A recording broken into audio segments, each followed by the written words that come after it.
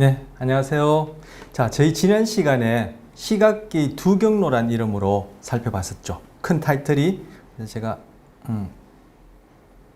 좀 간단하게 오늘 할 내용이 지난 시간에 이어서 하는 내용이니까 그래서 시각기 두 경로는 크게 배척 경로와 복척 경로가 있다. 그래서 여기서 색깔을 우리가 지각하고 형태를 지각하고 위치를 지각해서 결국 의식적인 지각까지 이르는 그러한 시각 과정은 후두엽의 1차 시각필로부터 시작해서 척두엽 쪽으로 진행하는 복척 경로다. 각각의 그 경로가 손상됐을 때, 문제가 있을 때 나타나는 것들을 소개했었고요. 그리고 그 다음 장면에서는 장면에서는 형태 지각. 지금 여기 형태 지각. 그 중에 시각불능증의 하위 형태다라고 얘기할 수 있는 시각불능증 중에 얼굴에 대해서만 인식불능이 일어나는 경우를 여기 시각 형태지각이라는 이름하에 살펴봤었고요. 그거는 복척 경로가 더 진행해서 척두엽 아래쪽으로 진행해서 방추형이랑 그 부분까지 정보 처리해질 때 그리고 이 부분이 손상되어지거나 기능적 문제가 있을 때 얼굴 인식 불능증이라는 것을 경험할 수 있다. 뭐 그런 현상이 나타난다 봤었습니다. 그리고 지금 시각기 두 경로 중에 배척 경로와 관련된 것이 바로 이 부분이다. 이 부분을 뭐 visually guided movement에서 시각적으로 유도받은 움직임을 조절하는 것이다. 신경계의 주된 기능은 결국 운동 조절이라 이런 얘기를 뭐 지난 앞선 시간에 그런 얘기 했었는데 이 경우에도 마찬가지로 시선, 시각, 감각 중에서도 시각에 인도받아서 움직임을 조절하는 부분인데 이러한 visually guided movement가 의식적으로 일어나는 것이 아니라 비의식적으로 일어난다 말씀드렸습니다. 그걸 보여주는 한 예로 지금 이제 맹시, 블라인드 사이트 안 보이는데 보이는 것처럼 여기지는 현상, 우리가 관찰할 때 그렇게 여기지는 현상, 맹시 현상을 설명한다고 말씀드렸었어요. 그래서 요거 다음이 오늘 할 내용 이 맹시 현상입니다. 자, 블라인드 사이트. 먼저 다시 뭐 제가 그릴 것 없이 이걸 설명해야 돼요. 자, 이 배척 경로는 멀쩡한데 이 복척 경로가 색 지각과 관련된 경로든 형태 지각과 관련된 경로든 위치 지각과 관련된 경로든 이 복척 경로가 전반적으로 다 손상이 되어서 결국 색이든 형태든 지각이든 소위 우리가 본다라는 의식적인 지각이 일어날 수 있는 그것이 고장 나면 이 부분만 지금 남아있는 거죠. 안구에서부터 시작해서 시상을 거친 다음에 1차 시각 피지를 거친 다음에 이렇게 진행하는데 이 아래쪽으로 진행하는 이 부분이 지금 기능을 못할 때는 이 부분만 온전한 거예요. 즉 뭐 배척 경로만 온전한 거예요. 그때 나타나는 현상이에요. 맹시. 뭐냐면은 의식적으로는 시각을 통해서 전혀 지각이 안 되어지는데 행동하는 건 꼭 보여지는 사람, 보는 사람처럼 행동하는 거예요. 예를 들어 제가 맹시를 겪고 있는 사람입니다. 야, 안 보여요. 형태나 위치나 지각이나 이런 것들이 정상적으로 즉 지각이 안 돼요. 그럼 제가 걸어간 다음에 가다가 툭 부딪혀야 되겠죠. 그런데 가다가 피해가요. 이렇게. 이런 현상이 바로 맹시죠. 행동만 보자면은 그죠? 안 보이는데 보이는 것처럼 행동한다 해서 맹시, 블라인드 사이트. 이런 분한테 뭐 이렇게 물건을 내밀면서 받아라 하면은 본인이 그래 뭘 뭐 보이지 않는데 뭘 받아요? 그럼 말은 이제 귀는 청각은 정상적이니까 이제 소리를 통해서 뭘 듣는 거죠. 그 보여지는 장면은 완전 맹이는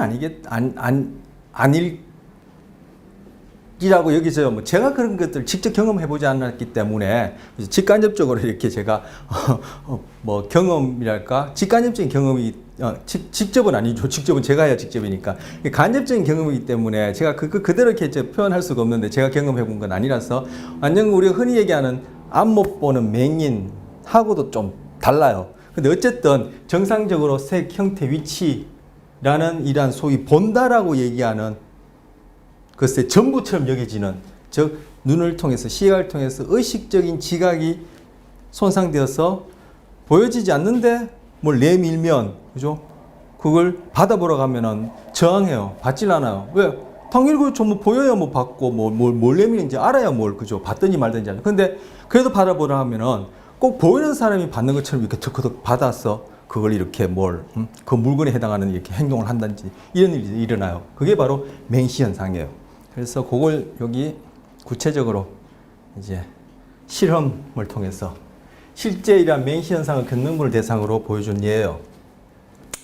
여기 좀비가 손을 통제한다. 우리 흔히 얘기하는 좀비 있죠? 그 단어를 그대로 쓴 거예요. 말 그대로 의식적인 지각 또는 의식적인 의도된 행동을 하지 못하는 어떤 존재인데 수동적으로, 그렇게 달리하면 우리 로봇쥐처럼, 로봇쥐 얘기할 때 사실 그때 로봇은 아니었죠. 그 행동하는 것이 꼭 로봇처럼. 그래서 그렇게 여기지는 경우를 이제 좀비라 한다라고 저는 이제 그렇게 알고 있어요. 어쨌든 여러분이 아는 바로 그 좀비 은유적으로 쓴 거예요. 좀비가 손을 통제한다. 이 경우에 진짜 좀비가 통제하는 것이 아니라 은유적으로 쓴 표현이에요. 그러니까 우리 뇌 안에 좀비와 같은 뭔가가 있다, 실제 있다는 뜻이 아니에요. 지금 그 하는 행동상, 기능상 그런 것처럼 보인다라고 이제 은유적으로 쓴 것인데, 좀비가 손을 통제한다. 여기 DF라고 이니셜 땄어요. 이게 이제 그 프라이버시 때문에, 그죠? DF라고 이니셜 땄는데, 이 여자분이 젊은 여자분인데 샤워를 하다가, 요즘은 그런 경우가 있는지 모르겠지만 샤워하는 그 장소 안에 순간 온수기가 설치되어 있는데, 그 순간 온수기 참 맞아요. 있어요. 그죠? 우리 뭐 건물마다 이렇게 간단하게 만든 그런 샤워장에는 순간 온수기가 있죠.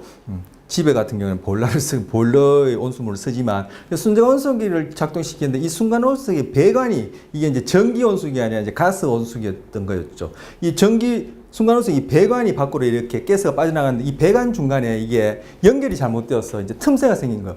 그리로 이산화탄소가 조금씩 이제 새어 나온 거죠. 근데 이산화탄소는 냄새도 없고, 그죠? 뭐 색깔도 없고 향기도 없으니까 그냥 샤워를 하다가 서서히 자기도 모르게 점점 산소 공급이 안 되니까 쓰러진 거예요. 결국 뇌세포는 포도당과 산소를 가지고 그걸로 이제 세포가 말 그대로 생존하고 작동하는 것인데, 그 일산화탄소가 우리 헤모글로빈에 산소가 붙을 자리에 지가 또 들러붙어서는 산소를 못 붙게 하는 거죠. 그러면 한 손사고 없는 혈액만 몸을 도는 거예요. 그 중에 이제 먼저 뇌에 가서 세포에 산소 공급이 안 되니까 쓰러진 거예요. 그런데 그걸 남편이 그날따라 마침 그 시간에 집에 들렀다가 발견하고는 빨리 그 병원에 가서 입송을 했는데, 말 그대로 아까 말씀드린 두 시각기 두 경로 중에 배척 경로가 지금 회복이 안 되는 거예요. 그래서 이분이 나중에 이제 한참 시간이 지난 다음에 여기서 이제 뇌와 마음의 관계 또는 뇌과학을 하는 사람, 먼저 이제 여기서는 이제 신경심리학자가 이제 이 사람을 대상으로 이제 행동 검사를 하는 거예요. 실험 아닌 실험, 뭐 행동 검사를 하는 거예요. 뭐 실험 일종이죠. 그래서 여기 읽어보면은 DF는 긴 틈새의 방향을 보거나, 요걸 보거나 손에 든 카드의 방향과 맞출 수 없었다. 뭐 보는 걸 통해서 의식적인 시각 경험을 통해서 요걸 본다든지 거기에 맞춰서 손을 이렇게 하지 못한다는 거예요. 말 그대로 의식적인 시각을 통해서 행동 조절은 안 되죠. 그런데 자, 여기 뭐냐면은 요 동글동글, 여기 이제 또 요즘 우체통 보기도 힘들죠. 요 지금 편지봉투처럼 생겼는데, 여기 텍스트엔 편지봉투라 해놨는데, 여기 카드네요. 예, 카드 요 크기에 맞게끔 요 홈이 있는 거. 근데 이 홈은 이렇게 뱅뱅뱅 돌아가요. 요 원반처럼 생겨가지고. 그래서 이 사람한테 요 방향에서도 넣어보라고, 요걸 돌린 방향에서 넣어보라고, 또 반대 방향에 돌린 방향에 넣어보라고, 뭐 90도 또 수평으로 이렇게 가까이 방향으로 돌린 다음에 넣어보라 하는데, 지금 요 경우에 이렇게 해놓고 넣어보라 하는 거예요. 근데 이 사람한테 텍스트를 읽어보면, 이 참고문이 여기 제가 소개한 이 라마찬드란 박사의 두뇌 시험실이라는 이 책을 나오는 사례인데, 보면 이분한테 카드를 내밀어요. 그럼 받으라면 이 사람이 저항해요. 받질 않아요. 왜냐하면 의식적으로 그것이 지각이 안 되니까. 근데 받아보라고 하면은 꼭 보이는 사람이 받는 것처럼 더 받아요. 받아서는 이 틈새에다 집어 넣어보라 한다면 마찬가지로 이 틈새가 보이겠어요? 이 자체도 그죠? 보이지 않을 텐데. 그런데도 한번 해보라고 그렇게 하면은 마지 못해 하는데 저희가 그 구멍이 보이는 사람이 넣는 것처럼 집어넣어요. 틈새를 이렇게 돌리면 손이 이렇게 집어넣고 이렇게 돌리면 또 이렇게 집어넣고 그 방향에 맞게끔 이렇게 집어넣는 거예요. 그래서 긴 틈새의 방향을 보거나 그것을 손에 든 카드의 방향과 맞출 수 없었다. 뭐 의식적인 지각을 통해서는. 자, 요 옆에 그림은 뭐냐면은 이 동그라미를 이렇게 그려놓은 거예요. 이 원판, 요 동그라미 해당하는 그려놓고 이 틈새가 이렇게 썼을 때 여기서는 마침 또 그림하고 맞춰서 이렇게 해놓으면 좋을 텐데 요 틈새가 이렇게 긴 것이 아니라 이렇게 되었을 때 즉, 요 원판 부분에 요 틈새가 이렇게 되었을 때 자, 정상인한테 먼저 보는 걸 통해서 이 원판에 이 틈새가 어느 방향으로인지 그어보세요 하면은 이거 뭐 시간 중목기죠. 곧장 서 있으니까 이렇게 걷는 거예요. 그래서 여기서는 여러 선이 있는데 즉 여러 선이 이게 몇 개인지 모르지만 예를 들어서 10명을 대상으로 일단 그어보라 하는 거예요. 그어보고 봉투 주면서 넣어보세요 하는 거예요. 이건 뭐 시간 중목기죠. 그냥 넣어보는 거예요. 넣을 때 이 정상인이 넣을 때 이 카드 방향이 향하는 것을 비디오 카메라를 촬영한 다음에 그걸 카드가 이 구멍 안에 들어갈 때까지를 이 방향을 보니까 마찬가지로 이렇게 수직선을 그리는 거예요. 즉 뭐냐면은 카드를 넣을 때 이 손의 방향이나 즉 카드 방향이 되겠죠. 방향이나 자기가 그렇지 않고 눈으로 봤을 때 이 틈새가 어느 방향인지가 동일하게 이렇게 수직이라는 것을 이 원판에다가 표시를 해본 거예요. 이제 각자 새로 정상인 피험자 한 사람마다 이 비어있는 원판을 이런 그림을 제공하고는 먼저 그어보고 그다음에 비디오 촬영한 다음에 그 카드의 방향에 따라 그어보고 한 거죠. 그럼 이 경우는 뭐예요? 정상인들은 이 틈새가 보이는 거와 손이 카드를 향하는 것이 일치하는 거죠. 이 틈새가 이렇게 곧장 이렇게 되었을 때, 요 경우는 기울어졌는데 곧장 되었을 때, 그런데 이 DF 여자분한테 보여지는 걸 그려보라 하니까 이거는 이제 DF 그분이 그죠 매번 그린 거예요. 여러 번 그린 거예요. 그려보라 하니까 고추 썼는데 그죠 그것을 어떻게 자기 추측대로 걷는 거예요. 추측대로. 그러니까 이게 뭐예요? 거의 360도 이 틈새 방향이 360도로 아무 곳에 있는 것처럼 걷는 거죠. 추측을 해서 그으니까. 그런데 이 여자분한테 그러면 이 카드를 집어넣어보라는 거야. 아까 카드 받지도 않는다 했죠. 근데 받으라 하면 어쩔 수 없이 받고 집어넣어보고 나면 저항하다가는 결국 집어넣는데 집어넣을 때 그 손이 향하는 카드 방향을 보니까 이 고추 썼을 때 똑바로 썼을 때 그 틈새 모양과 동일하게 넣더라는 거예요. 이게 이 점선이 몇 개인지 모르겠지만 한 번, 두 번, 세 번 할 때마다 그죠? 이 틈새에 맞게끔 집어넣더라는 거예요. 뭐요? 손이 향하는 방향은 둘 다 정상인이나 이 사람이나 동일한 거예요. 이분은 복측 경로를 통한 시각을 통한 의식적 지각이 안 돼요.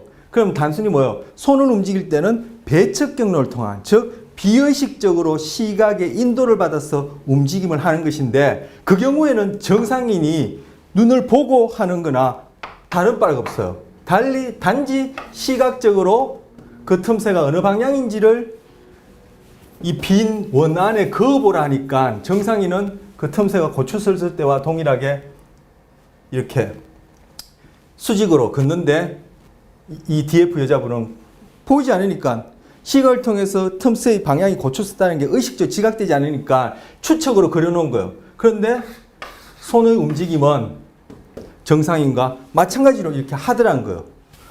어떻게 이렇게 할 수 있니? 물어보면 이 여자분은 몰라요. 왜? 배측 경로는 시각의 인도를 받아서 움직임을 받을 때 그것이 비의식적으로 되어진단 말이에요. 이게 바로 맹시예요. 블라인드. 안 보여요. 카드를 받으라 할 때도 뭘 받으라는 거예요. 그래서 받아보라면 저항하다가 멀쩡하니 더 받아요. 그리고 틈새가 안 보여요. 어디에다 집어넣으라는 거예요. 저항하는데 그래도 한번 해보라면은 집어넣어요. 안 보이는데 보이는 것처럼 행동한다 해서 맹시 블라인드 사이트라고 금방 말씀드린 대로 그런 현상이 나타나는 거예요. 그래서 DF의 경우가 이 경우예요. 시각을 통한 의식적인 지각은 안 돼요. 틈새가 어느 방향인지 고추 썼을 때 이 방향으로 이렇게 틈새가 생겼을 때 그걸 여기다 정확하게 그려놓지 못해요. 추측으로 막 그어놓은 거예요. 그런데 손을 가지고 카드를 이렇게 집어넣을 때는 그 카드의 방향이 정상인과 차이게끔 이렇게, 그죠? 틈새와 같은 방향으로 이렇게 손을 움직이는 거예요. 그러나 카드를 붙이는 데는 문제가 없었다. 뭐요? 맹시 때문에 가능한 거죠. 뭐죠? 붙인다, 이건 행동이죠. 이 행동이 뭐죠? 어쨌든 의식적인 시각을 통한 의식적인 지각까지는 이르지 않았지만 비의식적인 단계에서 내적 경로를 통해서, 그죠? 가이드, 인도를 받은 움직임이죠. 이게 맹시 현상이에요. 그는 재빨리 손을 적절한 방향으로 돌려서 카드를 집어넣었다는 거예요. 안 보이는데 보이는 것처럼 행동하는 거죠. 재밌나요? 자, 신경계의 기능은 운동 조절이다. 앞선 시간에 반복해서 말씀드렸습니다. 운동 감각이란 것은 그럼 이 운동 조절을 위한 것이다. 이 경우에 지금 시각인데 다른 감각도 다 마찬가지죠. 감각이라는 것은 운동 조절을 위한 것이다. 이렇게 말씀드렸었어요. 자, 그리고 이 운동 조절은 결국 뭘 위한 것이죠? 생존과 번식을 위한 것이다. 그런 측면에서 이 운동 조절이 적응적이냐 그렇지 않냐에 따라 이 감각이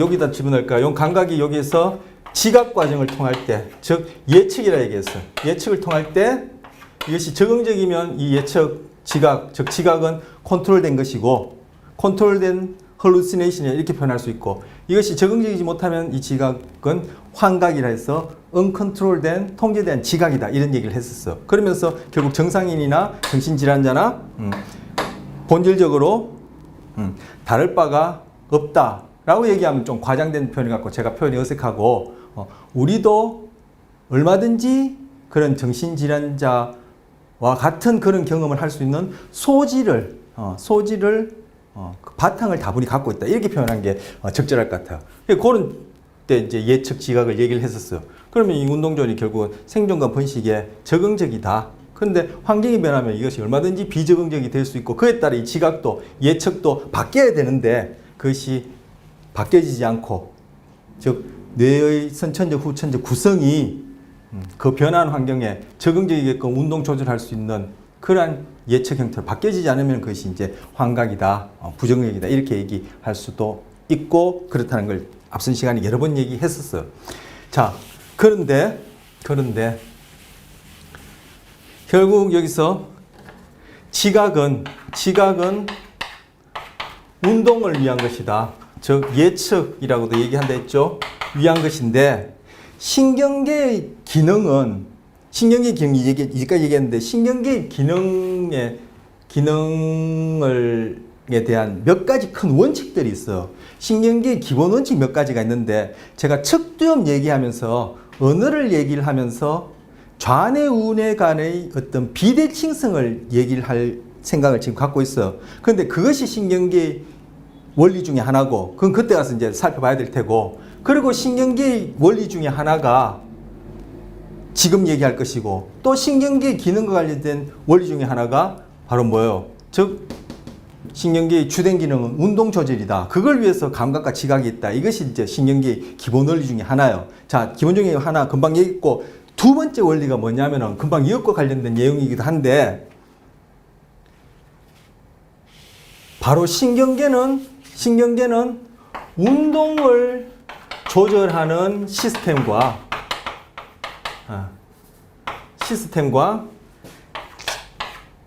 지각을 조절하는 시스템이 있는데, 이게 신경계의 두 번째라기보다는 제가 또 하나 소개하는 원리예요. 첫 번째 신경계의 원리는 운동 조절이 그 근본이다. 이런 멍게 아시죠? 멍게. 그 뭐 전문적인 우렁생이라 그러는데, 멍게가 유생일 때, 어릴 때는 물속을, 결국 바닷속이겠죠. 민물 멍게가 있나요? 다 바다 멍게죠. 그 바닷속을 이렇게 헤엄쳐서는 자기가 생존하고 번식하기에 적절한 환경을 찾으면은 거기에 그죠? 바위돌이 되었던 산호초에 멍게가 자라는지 저는 모르겠습니다만, 하여튼 그곳에 이제 정착을 해요. 그러고는 신경계를 우리에 치자면 먼 개에는 뇌는 없지만 우리 뇌에 해당하는 신경계는 있죠. 신경계가 사라져 버려요. 달리하면 소화돼서 없어져 버려요. 자, 이걸 통해서 볼 때 신경계는 뭘 위한 거죠? 운동을 위한 거죠. 그게 바로 신경계의 기능과 관련된 첫 번째 운동 조절을 위한 것이다. 그러면 감각 그리고 그것이 지각 즉 뇌의 구성을 통해서 예측하는 지각도 결국은 정교한 운동 조절을 위한 것이라는 것을 바로 먼 개 경우를 통해서도 한번 또 생각해 볼 수 있는 시사점이 있는 내용이에요. 자, 그것이 소개하는 기능과 관련된 첫 번째 원리라면 원리고, 두 번째는 신경계는 운동을 조절하는 시스템과 지각을 조절하는 시스템을 크게 나뉠 수 있어요. 그리고 세 번째 원리는 좌뇌 우뇌는 서로 비대칭적이라는 것인데, 비대칭적이라는 즉 기능을 가졌다는 것인데, 이거는 이제 척두협하면서 얘기할 세 번째 소개하는 신경계의 기능과 관련된 이제 주된 원리라면 원리랄까 중요한 기능이고, 지금 두 번째 소개하려는 게 이것과 관련된 것인데, 신경계는 운동을 조절하는 시스템이 있고 신경계는 지각을 조절하는 시스템으로 크게 대별할 수 있어요. 그런데 이 각각이 이 운동 조절, 자, 시스템 제가 지울게요. 여기 공간이 부족하니까. 운동 조절이 의식적으로 되어지는 부분이 있고 비의식적으로 되어지는 부분이 있고, 그렇죠? 그리고 지각도 의식적인 지각까지 이르는 부분이 있고 비의식적 지각으로 관련된 부분이 있단 말이에요. 자, 신경계는 운동 조절 시스템과 지각 조절 시스템으로 크게 나뉘는데, 운동 조절 시스템 안에도 의식이 관여해서 운동을 조절하는 시스템과 또 의식하지 못하더라도 변화하는 환경에 적절하게끔 운동을 조절하는 그런 하위 시스템을 나눌 수 있고, 지각도 의식까지 이르는 그러한 시스템과 지각이 비의식 수준에서 머무는 시스템이 있단 말이에요. 자, 이 맹시의 경우에는 뭐죠? 맹시의 경우에는 운동 조절이 어떻게 되죠? 비의식적 수준에서, 지각도 비의식적 수준에서 일어나서 적절한 환경에, 이 틈새라는 이 곳에 카드를 집어넣어야 된다는 이 틈새가 계속 이렇게 360도로 돌 수 있단 말이에요. 그 각각 방향이 변할 때마다 적절한 변화한 환경에 내 행동이 적응될 수 있도록 어떻게 비의식적인 수준에서 일어나는 거예요. 그럼 이 경우엔 지금 지각 중에서도 시각을 구체적으로 예를 보는데, 이 원리는 신경계니까 시각뿐만 아니라 다른 데도 다 적용할 수 있는 거예요. 할 수 있는데, 지금 시각과 관련해서 국한에서 보는데, 그럼 시각과 관련해서 지각 중에서 의식적인 것과 관련된 부분은 어디 있느냐? 바로 시각계 두 경로 중에 배척 경로죠. 복척 경로죠. 복척 경로에는 볼까요? 복척 경로에는 색깔과 형태와 위치를, 그죠? 지각하는데, 이거는 의식적인 수준의 지각까지도 일어날 수 있는 경로예요. 물론 복척 경로의 시작부터 의식적인 수준까지 다다르는 거 아니에요. 그런데 종국에는 이 복척 경로의 그러한 정보 처리가 의식적인 수준까지 이 경우에 시각적 지각을 가능하게 하고, 그걸 통해서 우리가 의식적으로 어떤 행동을 조절하는데 또 관여해서 운동을 조절할 수 있어. 그런데 지금 본 맹시 같은 경우에는 어떻게 해요? 금방 맹시 DF의 경우를 봤다시피, 쉬울까요? 의식적인 수준에서 일어나는 거 아니죠? 분명히 이 틈새나 카드 보이지 않는다고 그랬어. 그런데 비의식적 수준에서 지각 시스템이 관여해서 운동을 자기가 의식적으로 손을 이렇게 돌려서 틈새 맞게 했나요? 아니죠. 바로 이 그림에서 확인할 수 있는 것처럼 비의식적 운동 조절을 한 거예요. 그러니까 우리 안에도, DF가 아닌 우리 안에도 이러한 지각 조절 시스템과 운동 조절 시스템, 즉 지각에 이르는 지각 관련 시스템과 운동 시스템, 조절이라는 말을 빼도 괜찮겠어요. 지각 시스템과 운동 시스템이 큰 두 신경계의 기능을 이룬 큰 두 축인데, 결국 지각은 물론 운동을 조절하고 도와주는 것이지만 이 각각의 시스템 안에서도 비의식 수준에서 일어나는 지각과 의식적인 수준에서 일어나는 지각이 있다는 거예요. 그리고 비의식적인 수준에서 일어나는 운동과 비의식적인 수준에서 일어나는 지각이 있다는 거예요. 그래서 지금 여기 DF 환자가 보여주는 이 맹시 현상, 이 현상은 바로 지각을 통한 운동 조절이, 즉 감각을, 물론 이 감각을 거쳐야 되겠죠. 당연히 여기에 반사된 전자기파가 망막에 있는 광수용기를 자극하고 그 신호가 전달돼야 돼요.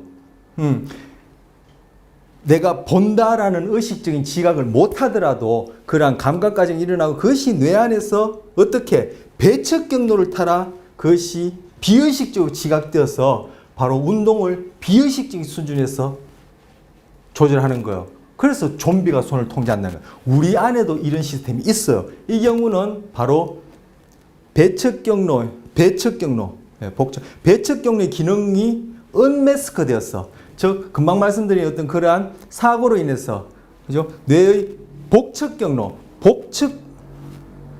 제가 아까 헷갈리고 계속 헷갈리는데, 복측 경로가 손상됨으로써 배척 경로의 기능이 언매스크 되었어. 즉, 드러남으로써 볼 수 있는 시선 유도, 시각 유도를 통한 움직임을 보여주는 현상인 거죠. 이 맹시 현상이. 그래서 우리에게도 바로 이 배척 경로가 갖고 있는, 그죠? 비의식적인 수준에서 시각이 비의식적인 운동 조절을 하는 것이 우리 안에 있어요. 근데 우리는 왜 모르죠? 왜? 우리는 의식할 수 있는 것만 의식할 수 있기 때문에 비의식적인 수준에서 일어나는 것은 의식할 수 없어요. 그렇기 때문에 비의식이라 붙이는 거예요. 그렇기 때문에 내가 의식하는 걸로만 내가 다 행동하고 의식하는 걸로만 그것이 실제라고 그렇게 외부 환경, 자극 대상이든 내 몸 자체에 대해서 그렇게 생각하는 것은 다분히 실제와 다른 오류다. 잘못된 인식이다. 이렇게 얘기할 수 있는 거죠.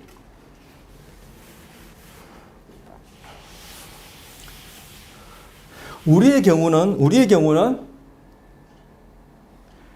복측 경로, 배측 경로가 다 정상적으로, 저 같은 경우는 아직 고장난 걸로 뭐 판명 검사받은 적이 없거든요. 고장나지 않았다고 저는 알고 있는데 이 두 가지가 정상적으로 다 기능해서 지금 이 매 순간 움직임을 내가 의식적으로 한다라고 생각하고 의식적으로 이 운동을 경험하지만 이 순간순간 일어나는 이 행동, 말하는 것, 제가 표정 짓고 이 지금 보여주고 있는 이 갖가지 행동들은 바로 비의식적 수준에서 바로 비의식적으로 운동을 조절하는 이러한 부분이 거기에 다 같이 섞여서 일어나는 거예요. 근데 맹시 같은 경우에는 이 부분이 망가지니까 그 부분이 확 드러난 것이 아까 그러한 행동 묘사를 통해서 알 수 있게 된 거죠. 즉 우리 안에는 이것이 가져던 결론이 바로 우리 존재, 인간에 대한 존재의 어떤 그런 이해를 바꿔주는 거예요.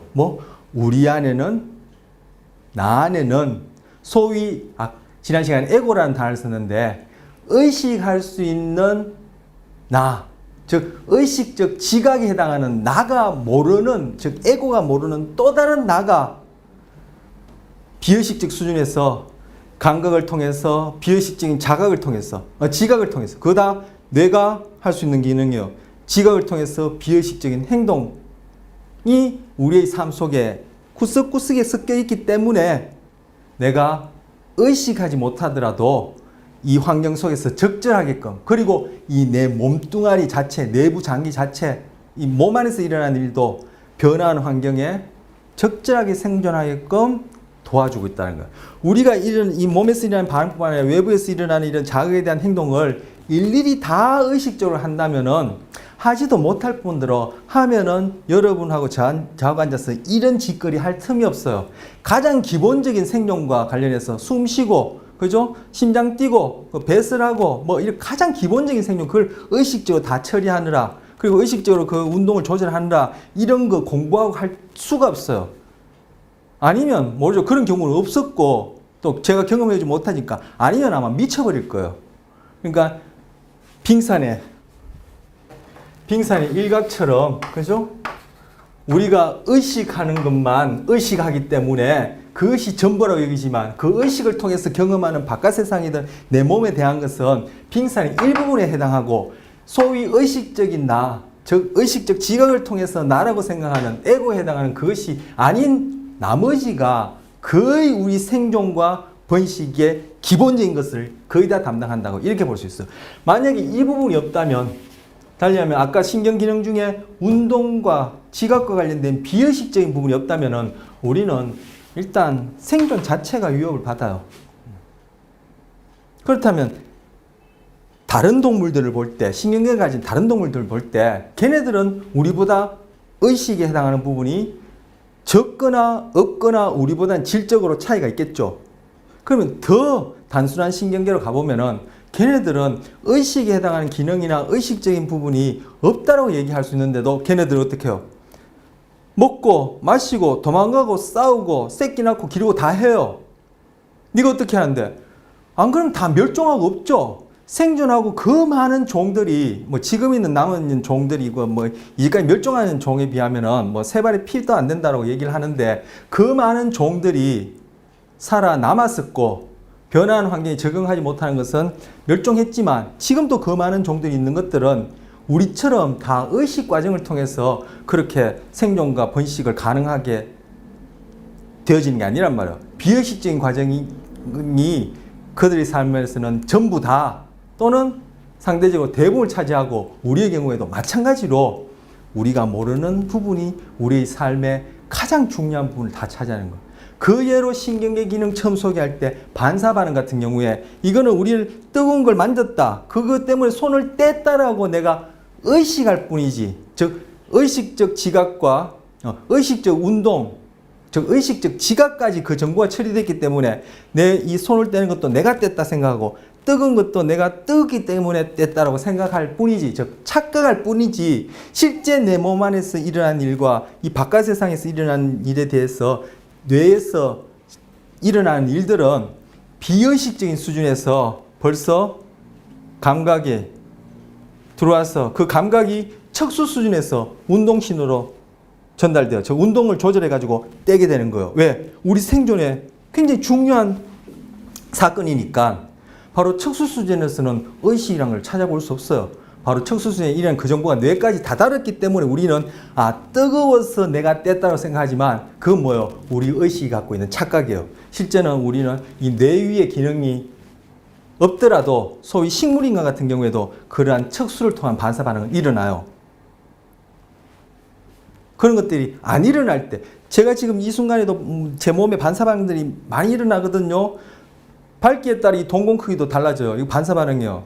그리고 입이 마르죠. 그럼 침이 나오는 것도 반사 반응이에요. 더우면 땅구멍이 열리는 것도 이것도 반사 반응이에요. 제가 막 흥분하면 심장이 빨리 뛰는 것도 이것도 반사 반응이에요. 그 위에다 반사 반응이 더 많을 텐데 그런 것들이 고장날 때만이 우리가 그런 것들이 기능하고 있는 걸 알지 실제 정상적으로 생존할 때는 그런 기능이 있다는 걸 몰라요. 말 그대로 비의식 수준에서 자율적으로 자동적으로 움직이니까 그런 것들은 선천적으로 내추럴하게 선천적으로 주어져 있는 거예요.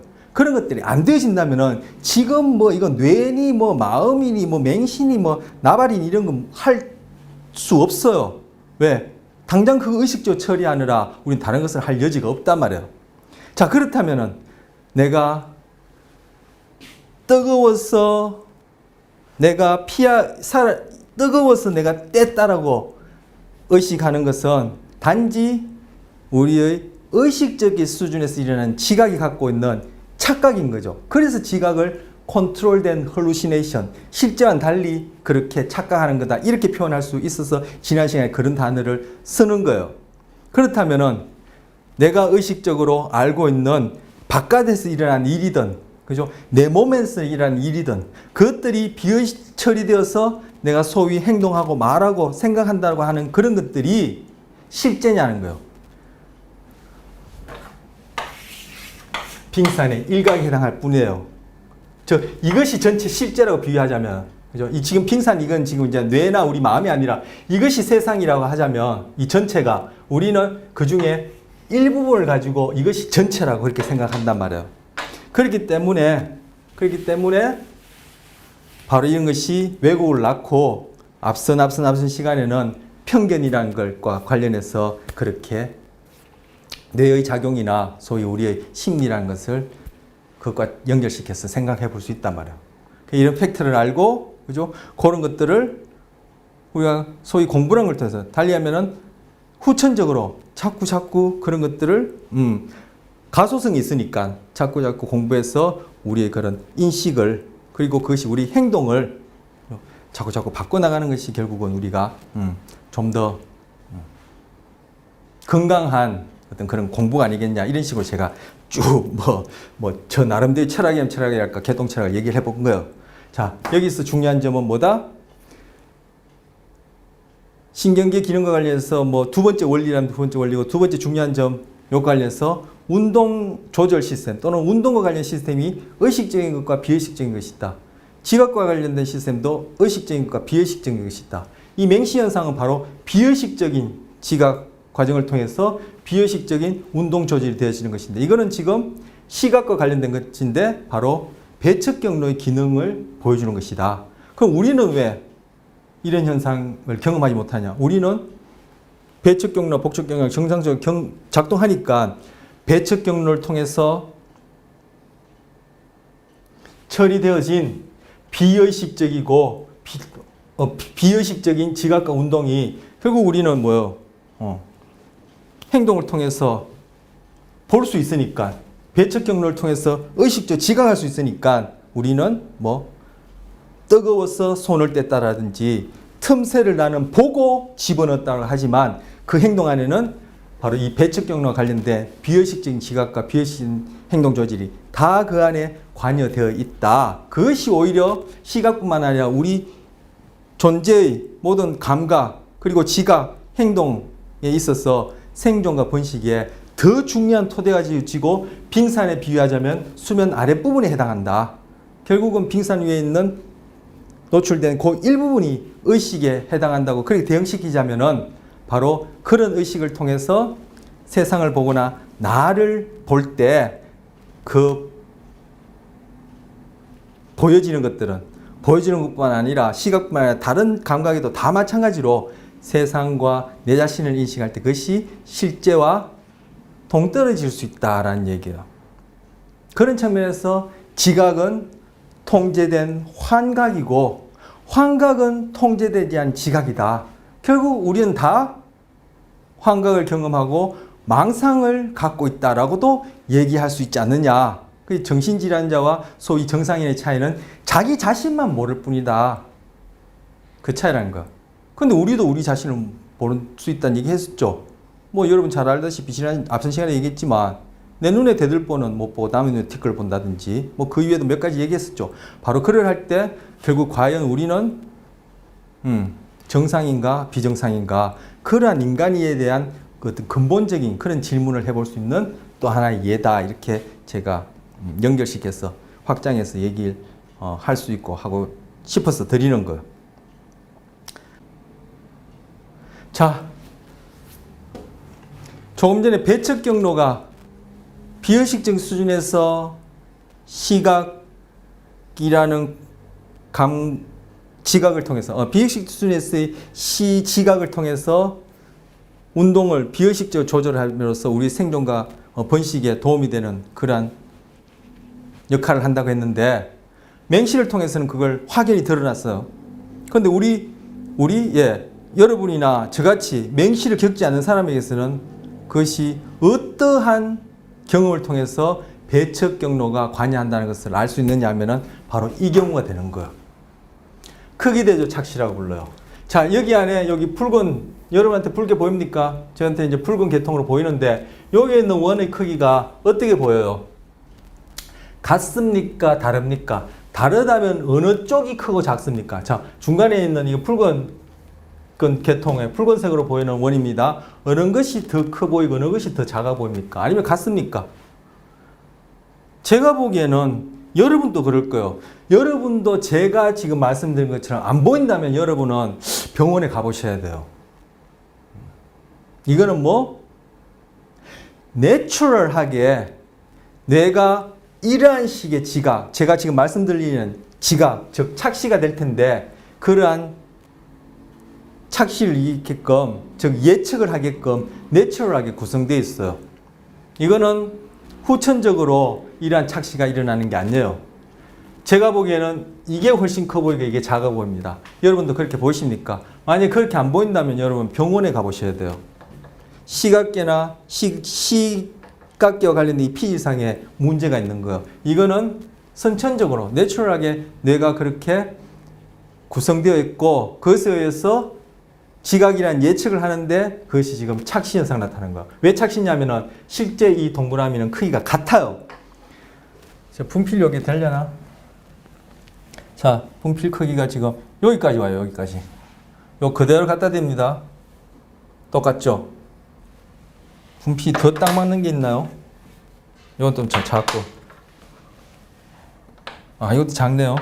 자, 자, 여기까지 해서 제가 지름 됐습니다. 여기까지입니다. 이렇게. 자, 요 그대로 옮겨갑니다. 똑같아요.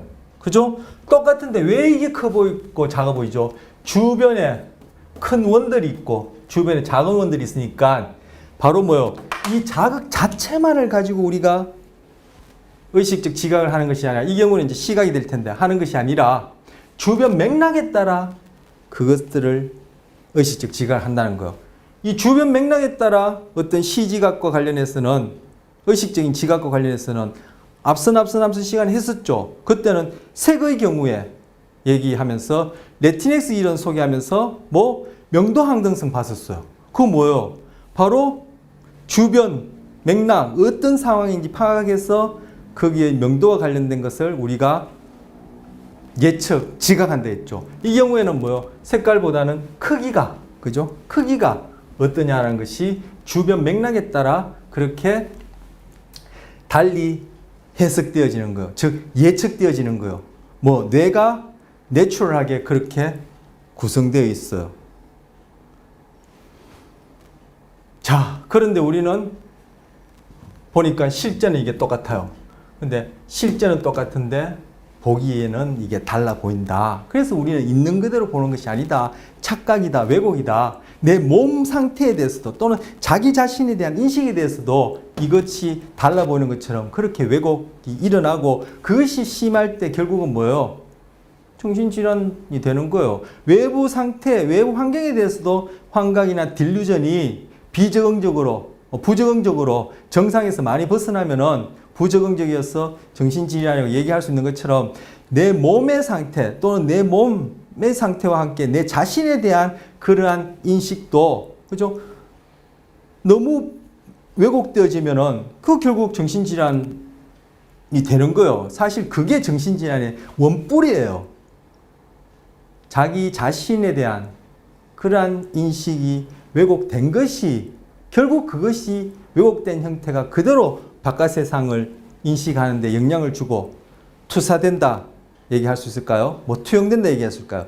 그대로 영향을 줘서 바깥 세상도 그렇게 왜곡되는 거예요. 사실 자기 자신에 대한, 자기 몸 상태에 대한 인식의 왜곡이 정신질환의 뿌리예요. 그것처럼 이 경우에는 이 바깥 대상에 대해서 이렇게 있는 그대로 보지 않고 주변 맥락에 따라 지금 달리 보고 있는 거예요. 조금 전에 제가 정신질환 얘기하면서 이거 연결시키는 것이 왜 그렇게 했는지 이해가 됩니까? 뭔 소리 하나 싶은가요? 똑같은 크기 원인데 더 커 보이고 작아 보이는 것처럼 주변 맥락에 따라 이렇게 착시가 일어나는 이건 정상이에요. 이렇게 안 보인다면 그게 잘못된 거지만 우리가 우리 자신의 몸 상태와 우리 자신에 대한 예측도 실제 그대로 보는 것이 아니라 맥락에 따라 상황에 따라 우리가 인식하게 되어지는 것인데 누구나 다 상황에 따라 인식하게 되어지고 자기 자신에 대해서 다 착각을 가질 수 있는데 그것이 너무 소위 정상이라고 얘기하는 데서 벗어나게 되면은 그것이 바로 정신질환의 뿌리고 토대가 되어진다. 이 얘기를 한 거예요. 자, 그러면 여러분이 아무리 맹세를 하고 다짐을 하고 이 원 크기는 똑같다고 명심한들 여러분이 볼 때는 이게 커 보일 수밖에 없어요. 자, 근데 이것이 아까 배척 경로하고 무슨 관계 있는데? 자, 이제 제가 이 손을 가지고 이거 엄지손가락, 검지손가락 가지고 이 원의 크기 지름에 해당하는 이 원의 지름에 해당하는 이 크기에다가 이제 손을 갖다 댑니다. 자, 지금 이 원이 아니라 이 안에 중간에 있는 원 이걸 갖다 댑니다. 이렇게 갖다 댈 때 제가 이게 손을 시작해서 벌려서 갖다 대는 이 과정을 비디오 카메라에 찍은 다음에 천천히 그죠? 돌리면서 분석해 보면 이 손가락의 크기는 처음부터 이 원을 지름을 가리킬 때나 이 원 지름을 이렇게 집을 때나 손가락 크기는 똑같아요. 예를 들어서 보여지는 것처럼 손가락이 크게 나갔다가 실제 크기처럼 그죠? 나갔다가 생각보다 작네. 나갔다 생각보다 크네. 이렇게 되지는 게 아니에요. 자, 실제 동그라미 크기는 같은데 보여지기는 커지고 큰 것처럼 보이고 작은 것처럼 보이죠. 왜? 주변 맥락 때문에. 이 주변에 있는 원만 싹 빼버리면은 이 크기는 같아요. 우리 그때 레티넥스 이론 때 봤던 명도 항등성 두 가지 그림처럼 주변 맥락을 빼버리면 그 색의 명도가 같은 것처럼 같아요.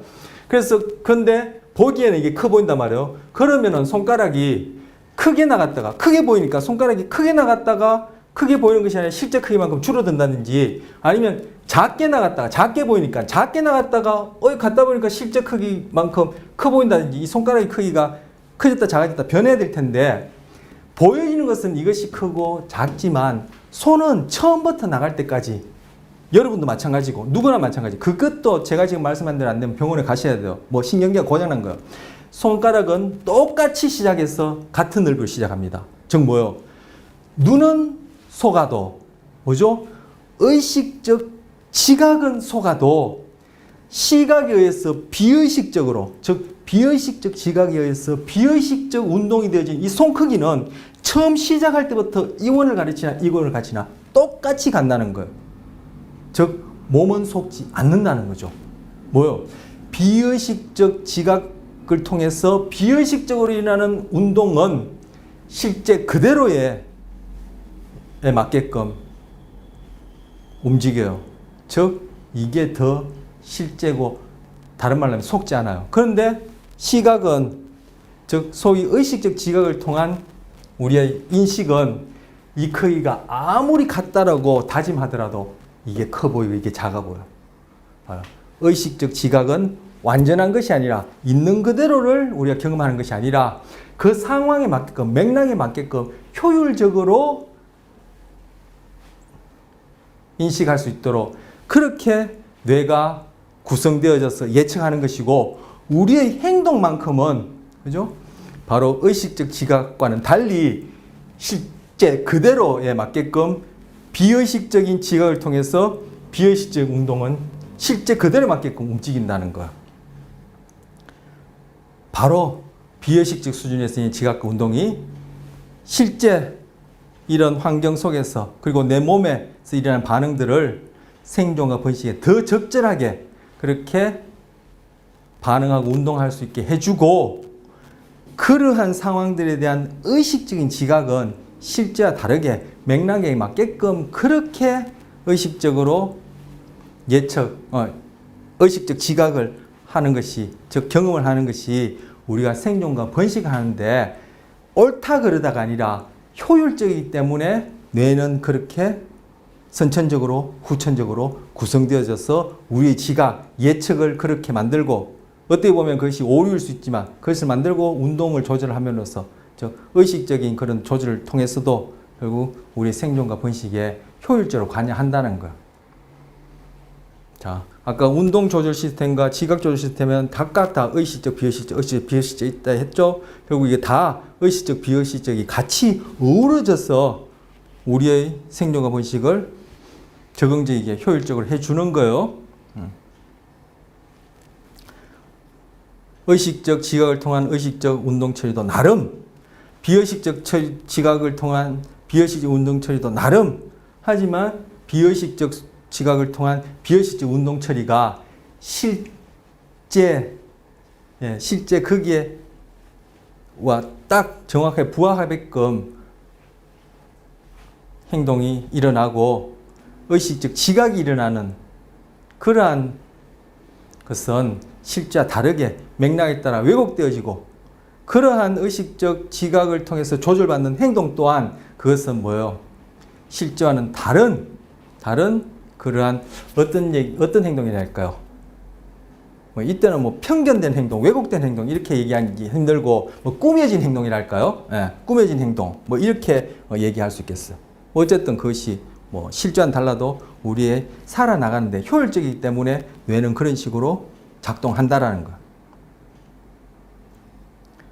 자, 이거 뭐 뜬금없이 이거 무슨 말이냐? 제가 아까 소개했던 이 책에서 나온 얘기입니다. 바로 금방 말씀드린 이 크기 대지 착시를 통해서 우리의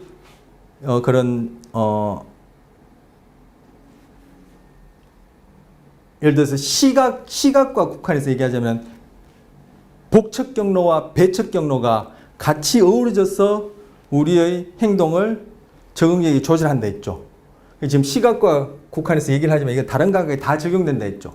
바로 여기서는 지금 우리 몸은 대상에 대해서 그대로 이렇게 반응한다 했어요. 이 경우는 시각을 그 인도를 받았어. 당연히 비의식적인 처리 과정을 통해서.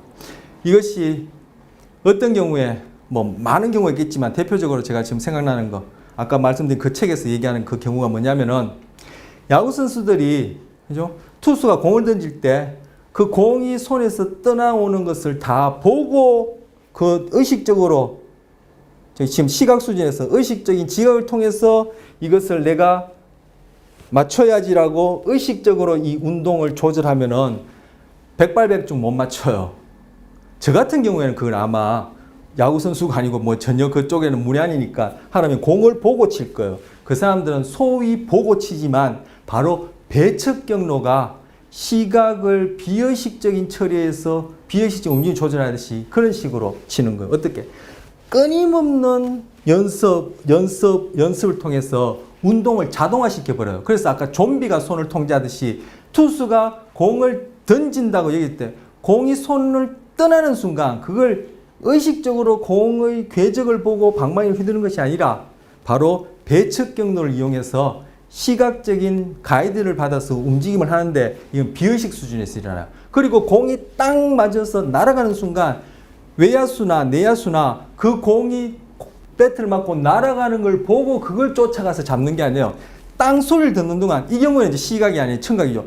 청각의 인도를 받아 즉 청각의 비의식적인 지각 처리에 의존해서 달려가는 거예요. 거리 계산하는 거예요. 그래서 그 소리에 따라 공이 어디까지 올 것이라는 그런 궤적을 계산해가지고 달려간 다음에 받게 되는 거예요. 그걸 눈으로 봐서 잡으면은 벌써 달려가려고 준비한 사이에 공은 저기 날아가 버리고 없어. 소리를 듣는 동안 지금 소리가 인도하는 비의식적인 운동 조절, 그러한 과정을 통해서 그 목표 지점까지 달려간 다음에 공을 잡게 되는 거예요. 그리고 총을 쏘거나 활을 쏘는 경우에도 그 관역을 의식적으로 맞추려고 해서는 안 맞는데요. 실제 그런 궁사들이나 사격사들, 그런 뭐 소위 달인에 해당 사람들은 뭐요? 몸에 맡기는 거예요. 몸에 맡기려면 어떻게 해야 되죠? 부단히 연습해가지고 의식이 관여하지 않고 바로 배측 경로가 내추럴하게 뇌가 그러한 환경에 그러한 비의식적인 지각 과정, 즉 예측을 통해서 비의식적인 운동을 할 수 있도록 되어 있기 때문에 그 부분을 계속 훈련을 통해서 그것이 의식이 관여하지 않고 자동적으로 일어나게끔 그만큼 훈련을 해서 관역을 의식적으로 탁 겨눈 다음에 쏘는 것이 아니라 바로 시각을 통해서 이 경우에는 이제 활을 쏘거나 총을 쏘거나 시각에 많이 의존하겠죠. 시각을 통해서 비의식적인 지각에 의존해서 관역을 맞출 수 있는 그런 조절을 하게 된다는 거예요. 그것이 바로 전문가들이라는 거죠. 검사들도 마찬가지고 검도하는 분들도 마찬가지고 고수가 되어지면 권수 선수들이 그 주먹 날아오는 것을 보고 피한다면 이미 맞고 난뒤라는 거예요. 그 주먹 날아오는 그것을 시각적인 인도, 시선 유도에 의해서 움직임을 자동적으로 하는 거죠. 무의식, 비의식적으로 하는 거죠. 뭐 수많은 연습을 통해서 바로 배측 경로를 통해서 하는 거예요. 바로 그러한 것들이 다른 동물 세계에서도, 우리에게도 마찬가지지만 동물 세계에서는 바로 생존과 번식의 토대가 되어지는 거예요. 즉 내가 아는 나가 전부가 아닐 뿐더러 내가 아는 나로서는 나뿐만 아니라 친경계를 갖고 있는 생물, 다른 동물들은 생존 자체를 할 수 없어요. 내가 의식하지 못하는 그 더 큰 부분, 내가 모르는 그 부분이 결국에 우리에는 가장 기본적인 생존과 번식을 가능하게 해주기 때문에 바로 지금 여러분과 나하고 의식적인 지각에 거의 대부분 의존해 있다 하는 이러한 내용들을 배우고 익힐 수 있는 거기도 해요. 그래서 바로 이런 얘기를 하는 거 그쳐있어. 일부러 노력하지 마라.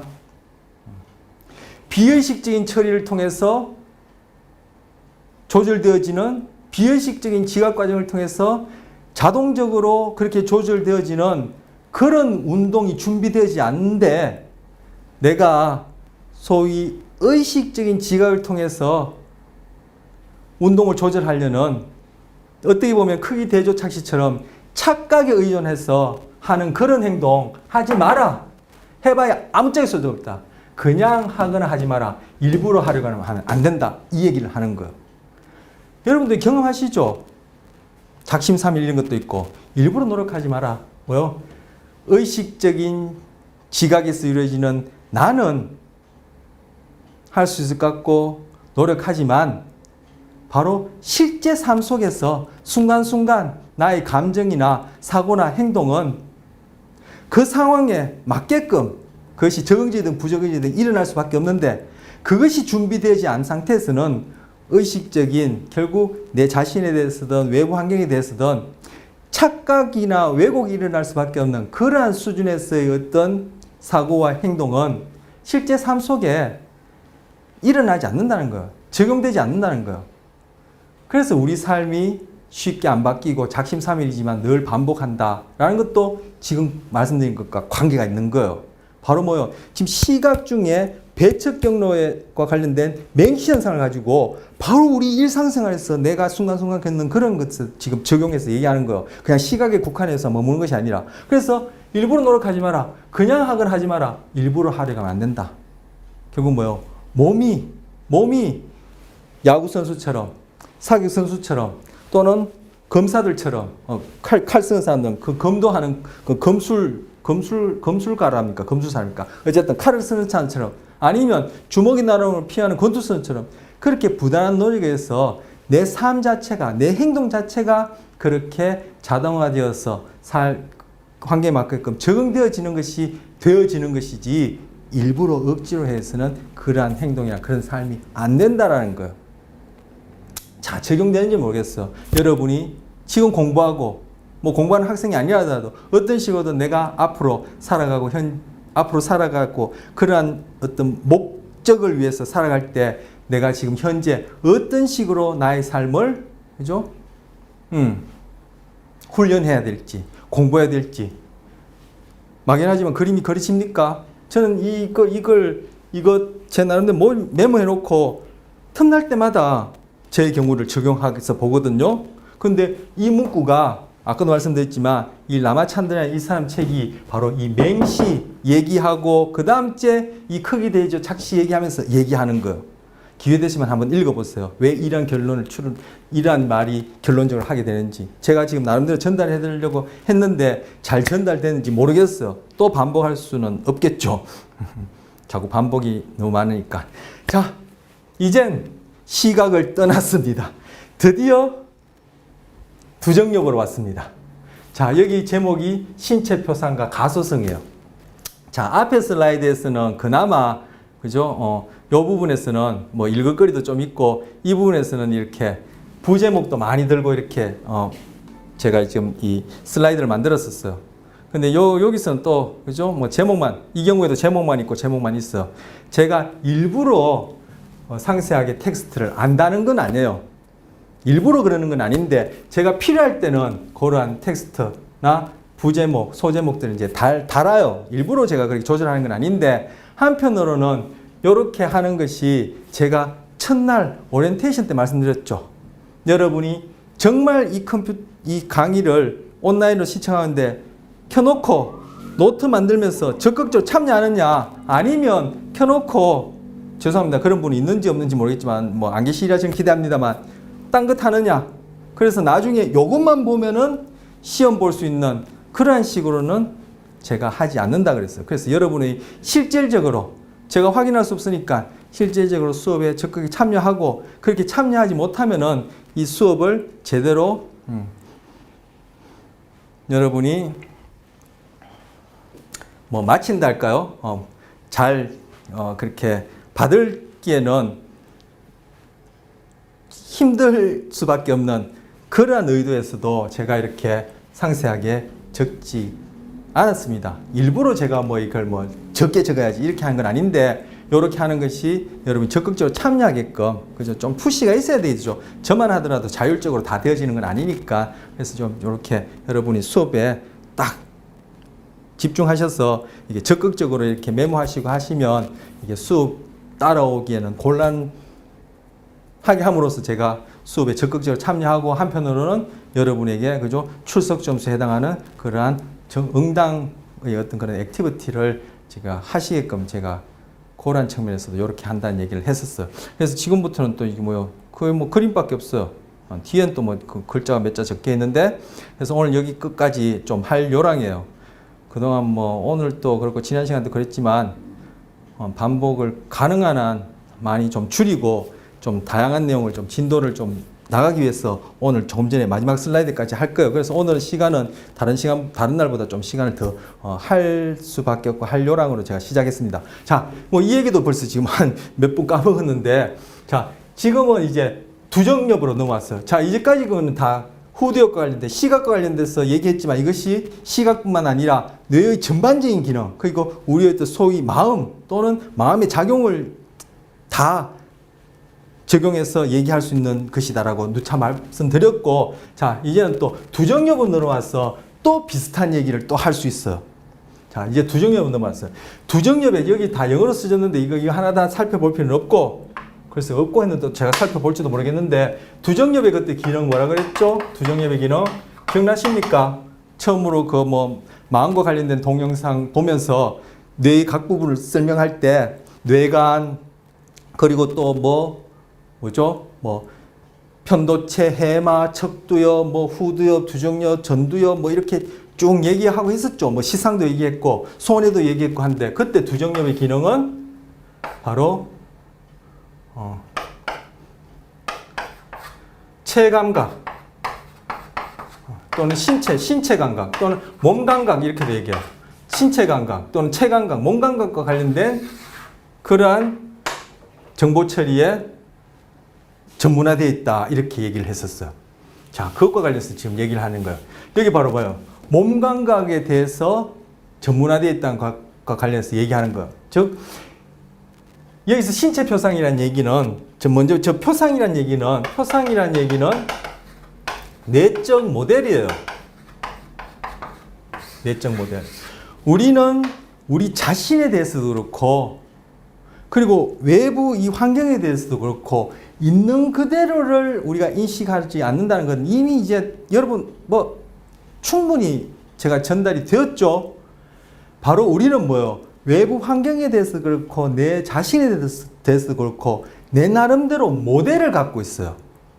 그것이 모델이라는 게 실제가 아니죠. 모델이 갖고 있어. 뭐 실제와 유사한 어떤 것들을 갖고 있어요. 이것을 내적 모델이라고 해요. 그래서 저 자신에 대해서도 저는 내적 모델을 갖고 있고 이 외부 세상에 대해서도 내적 모델을 갖고 있어요. 그 내적 모델이 바로 표상이에요. 이 내적 모델이 어떻게 구성되어지느냐, 컨스트럭션 되어지느냐, 바로 표상이 어떻게, 이게 같은 말이니까 내적 모델이 어떻게 구성되어지느냐, 컨스트럭션 되어지느냐, 즉 표상이 어떻게 컨스트럭션 되어지느냐, 구성되어지느냐가 어떻다 했죠? 바로 예측, 지각, 즉 예측상의 차이를 낳는다는 거 앞선 시간에 했죠. 그 슬라이드에 예측, 구성 이런 슬라이드 보면서 여기 그죠? 예측, 구성 얘기하면서 이 구성 이거 얘기할 때 그때 표상이라는 단어 몇 번 언급한 적이 있어요. 그런데 이 표상이라는 것은 다른 말로 하자면 내적 모델이요. 내 몸에 대한 것이든 환경에 대해서 우리는 내적 모델을 갖고 있고 그것에 의해서 비의식적이든 의식적이든 지각과 운동을 하게 되어지는 거예요.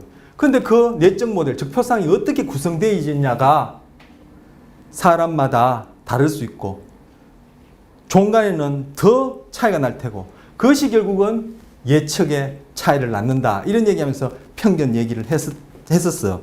자, 이 경우에는 뭘 표상한다는 얘기죠? 우리 신체를 표상. 이 몸뚱아리를, 이 내부 장기도 포함해서 하여튼 이 몸뚱아리를 표상이 돼요. 어디? 뇌의 내적 모델이라고 얘기하는 표상 이퀄 내적 모델. 표상이란 내적 모델은 같은 말이에요. 그래서 신체에 대한 내적 모델이 있어요. 즉 신체에 대한 표상이 있어요. 어디? 바로 두정엽에. 그래서 두정엽이 신체 감각과 관련된 그러한 전문적인 기능을 담당한다라고 맨 처음 아까 말씀드린 마음이라는 동영상 볼 때 그렇게 소개를 했던 거예요. 자, 여기 보면 여기까지가 전두엽이에요. 여기까지가 두정엽이에요. 여기가 후두엽이고 이게 척두엽이에요. 여기 색깔로 우리가 구별해서 이렇게 구별해난 달리 이렇게 보여줘서 구별하기 좋은데 실제 후두엽과 두정엽, 후두엽과 척두엽은 구별이 좀 쉽지 않아요. 분명히 여기 구별하는 또 랜드마크가 있긴 하지만 뭐 저나 여러분처럼 그렇게 또는 다른 일반인들 보기에는 쉽게 구별이 안 돼요. 랜드마크가. 그런데 이 전두엽하고 두정엽 사이에는 분명하게 구별되어지는 랜드마크가 있어요. 이 랜드마크가 있다는 얘기도 분명히 한 적이 있어. 그 랜드마크가 이거예요. 이게 뭐냐면 자 대뇌 피지에서 볼록볼록한 부분 뭐라 그랬죠? 이랑이라 하고 그죠? 쑥쑥 들어간 이 주름 부분은 고랑이라 한다 했죠. 그러면 지금 이건 척두엽과 전두엽, 척두엽과 두정엽을 사이에 있는 이거는 고랑인가요? 아니요. 이건 주름이 아니에요. 이거는 그냥 이 대뇌엽이 접혀있기 때문에 벌리면 안쪽에 또 대뇌 피지 드러나요. 이거는 고랑이 아니에요. 고랑은 이런 것들, 이런 것들이 지금 고랑이에요. 그리고 뿔뿔 튀어나온 건 이랑이고. 그런데 고랑 중에 가장 깊은 고랑이 이거예요. 그래서 이거를 중심 고랑이라고 얘기하거나 또는 한자말로 중심구라고도 얘기를 해요. 중심고랑 또는 중심구라고도 얘기해요. 그래서 바로 이 중심고랑, 중심구를 기준으로 앞쪽은 전두엽, 그 중에서도 더 앞쪽은 전전두엽이겠죠. 전전두엽을 나누는 또 랜드마크는 여기서가 아니라 랜드마크는 없어요. 그래서 전전두엽, 전두엽. 어쨌든 전두엽이고 중심고랑 뒷부분이 두정엽에 해당해요. 그래서 지금 여기 이 부분이 뭐 중심구 또는 중심고랑 그 뒷부분 중에 바로 이 중심구, 중심고랑과 평행으로 달리고 있는 뭐 이랑이 있어요. 이걸 중심 뒤이랑 또는 중심 후회라고 그래요. 고랑에 대한 한자말은 구를 쓰고 이랑에 대한 한자말은 회를 써요. 그래서 중심 뒤, 후, 회, 중심 뒤에 있는 이랑이라서 중심 후에 이렇게 한자말을 쓰든가 아니면 중심 뒤 이랑 이렇게 불러요. 이 중심 뒤 이랑은 지금 두정엽에 해당하는 부분이에요. 바로 이 중심 뒤 이랑에 바로 신체에 대한 내적 모델이 있어요. 즉 신체에 대한 표상이 있어요. 결국 뭐죠? 이거 다 신경세포, 우리가 배웠던 뉴런으로 이루어진 거예요. 그런데 이 뉴런들이 각각의 신체 부위에 대한 감각에 대해서 반응하는 뉴런들이 여기 쭉 있단 말이에요. 부위들마다. 자, 중심구를 기준으로 바로 앞에도 그죠? 또 이렇게 중심구와 평행으로 이렇게 있는 이랑이 있어요. 이건 뭐 중심 전 이랑 또는 중심 전 회 이렇게 부를 수 있어요. 회 이거는 이랑에 해당하는 한자말을 했죠. 요건 또 제가 한자말 중심 앞 이랑. 예. 아까 중심 뒤 이랑 했으니 중심 앞 이랑 이렇게 불러요. 바로 요 부분은 요 부분은 제가 자꾸 지워버리는데 여러분 받아 적으셨죠? 좀 이따 또 볼 거예요. 요 부분은 신체 각 부위의 운동을 표상해요. 이 부분도 신체를 표상하고, 즉 신체에 대한 내적 모델을 갖고 있고, 이 부분도 신체에 대한 표상, 신체에 대한 내적 모델을 갖고 있는데, 중심구 앞쪽에 전두엽에 해당하는 바로 중심구 앞쪽에 있는 중심 앞 이랑 중심 전회는 바로 신체의 각 부위에 해당하는 운동을 표상하고, 여기다 운동이라는 말을 넣어야 되겠죠. 그리고 이 부분은 즉 중심구, 중심고랑 뒤쪽에 있는 중심 뒤이랑 중심 후회는 신체 각 부분에 대한 감각을 표상해요. 그래서 여기다가 적자면은 신체 표상인데, 즉 신체에 대한 내적 모델인데, 신체 운동 표상이 있고, 신체에 대한 내적 모델인데, 그죠? 신체에 대한 감각 표상이 있는데, 바로 신체에 대한 감각 표상은 바로 이 부분, 중심구, 중심고랑 뒤쪽에 두정엽에 해당하는 중심 뒤이랑 중심 후회에 표상되어 있고, 즉 여기에 있는 신경세포들이 각 부위의 감각에 해당하는 신경세포들이 막 활동을 하는 거. 어떻게 활동하죠? 전기신호 일으키고 다른 세포한테 신경전달 물질 분비하고 이런 식으로 작동하고, 중심 신체에 대한 운동 표상은 중심구 고랑 앞쪽에 있는 중심 앞 이랑이나 중심 전회에 표상이 되어서 각 부분의 움직임에 대한 운동을 여기서 표상해요. 그래서 이 각 부분에 있는 어떤 세포가 활동하면, 활동이 뭐죠? 활동 전이 전기신호를 일으키고 다음 세포의 신경전달 물질을 분비하고 하면은 거기에 상응하는 우리 몸 부위가 움직이게 되는 거예요. 이게 신체 표상이에요. 그리고 가소성은 뭐냐 하면은 익히 뭐 가소성 여러 번 했죠. 앞선 시간에도 했죠. 신경계의 구조와 기능이 변할 수 있는 성질 그 자체를 가소성이래요. 그리고 가소성이기 때문에 끊임없이 우리 신경계는 기능적으로 구조적으로 변해요. 그렇기 때문에 뭐 환경에, 그리고 환경에 반하는 내 몸에 따라 신경계는 환경과 몸에 적절하게끔 계속 구조와 기능이 적응한다, 변한다. 그럴 수 있는 성질을 가소성이라는데, 그것이 바로 뭐 뇌의 구성을 계속 역동적으로 바꾸기 때문에 순간순간 우리의 지각, 즉 예측은 각각 달라질 수 있고 나와 너 사이에서도 그것이 차이가 날 수 있다, 이런 얘기를 앞서 편견 얘기할 때 했었어요. 그런데 이 신경표상이 금방 말씀드린 운동표상이든 감각표상, 이 표상이 여기도 마찬가지로 가소성이 있기 때문에 끊임없이 내 몸에 대한 감각과 내 몸의 운동에 대한 그러한 내적 모델 표상이 가소성이 있기 때문에 끊임없이 변해요. 그렇다면 내가 내 몸에 대해서 의식하는 부분도 물론이겠지만 의식하지 못하는 비의식적인 수준에서 내 몸에 대한 예측이, 즉 비의식적 지각이, 비의식적 예측이 역동적으로 끊임없이 변해요.